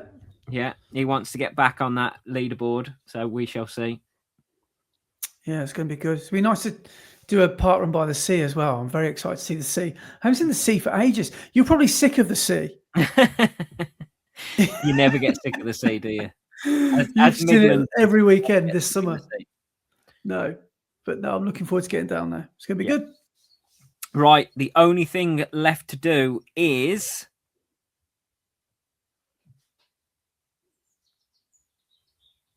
the Strava segment.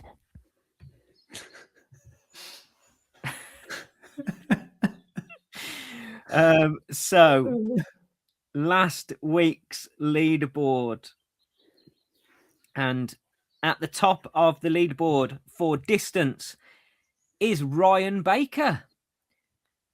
And excellent work, Ryan, because I know you work in Ks, but I'm very pleased with this. 100.5 miles. So excellent work, Ryan. In second place is there again Adam Mays with 95.1 miles. And in third is Craig Knowles with 85 miles on the nose. So awesome work, you three. For our climbing, in first place is Josh Hurtado with 9,409 foot of climbing. So awesome work. Second is This Guy Runs, Alex Bodin, who walked 5,814 foot. And in third is Ryan Baker with 4,593 foot. So awesome work, all of you. And for our ladies, in the distance, Chloe Hamard was first with 64.2 miles. Second, Rachel Watson with 53.7 miles. And third, Leanne Byard with 51.5 miles. And then for our climbing, first place was Aveen D with 3,312 foot. Second, Ash Bedding with 3,068 foot. And third, Stephanie Parker with 2,448 foot. So amazing work from everybody this week. Do you reckon Josh Hurtado listens to the podcast? Why? I'm skeptical. I'm a skeptic because all Joss's things are in French. He lives, I think, in the Alps, in the French Alps. Mm-hmm. I don't see. I just don't know how our podcast could fit in with his alpine running life. But maybe he loves listening to it. Maybe. So on that, Joss, get in touch and either tell us oui, or no. No. Joss is Don La Montagne right now. Yeah, in the hills. Right, I think we're done, aren't we? We better get some sleep. I know. Yeah, I'm going to go and edit this quickly so I can get it uploaded, and get to bed so we can get up bright and well, I say bright, dark and early in the morning. Yeah, I'm gonna have a. I'm already yawning. I'm gonna struggle tomorrow, aren't I? I'm gonna have a coffee to get started, and then I might have to have a can of Monster. Well, I did that on Wednesday, didn't I? I ran out of caffeine Vooms, so on the way I bought a can of White Monster for the caffeine. I'm going to do it then. But surely it's like a litre can, not a litre can. It's like a pint can, isn't it? It's a lot of fluid. 500 ml. Yeah. We need to ask the Baconator if there's a toilet, because she's go in the sea. Yeah, we're going to look like such. I was looking at the cans of the energy drinks because I couldn't decide which one to go for, and apparently in an energy drink there's 0.32 milligrams of caffeine in 100 milliliters. So in the 500 ml can, that's only 150 milligrams. 150. What is it? 150. 160 milligrams of caffeine in a whole can. So it's not a huge amount of caffeine. How many's in a cup of coffee? Well, in a shot of espresso, there's probably 100. Okay, so it is quite a big hit then of caffeine. Yeah. And in a Voom bar, in the whole bar, so 4 blocks in the caffeine one, I think there's 175 milligrams. Right, okay. Yeah, we might have to hit the monsters, might we?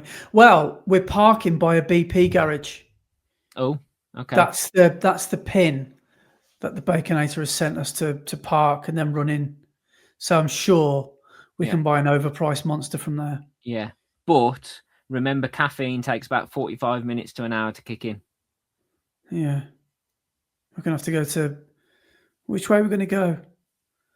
Oh, we can go to Beaconsfield Services. Oh. That's the fancy one. Yep. Because we'll be going down the M40. Yep. Well, what else do we pass? Welcome Break. There's an Oxford Services. Yeah, Oxford isn't bad. Cobham. It's on the M25. Wonder if we're going to go that way. No, we're not going that way. Are we going to... I don't think I've ever driven. Do you know, this is going to be my first time in Brighton since the marathon. Oh, wow. I wonder, I can't remember the way there. So, yeah, that's going to be quite nice, running on the prom, where I ran my final 3 or 4 miles of the marathon. Yeah, I'm excited. Nice. It's going to be good. Right, so on that then, best of luck, everybody, for tomorrow morning, for the final week of Parkrun in the Red Line. Get out there and smash it. Congratulations to everybody who has PB'd so far. And we shall see what happens and the final results. Yes. After week 6. Yeah. When we see you next week. So thank you so much for watching or listening. And we'll see you next week. Cheers, guys. See you all.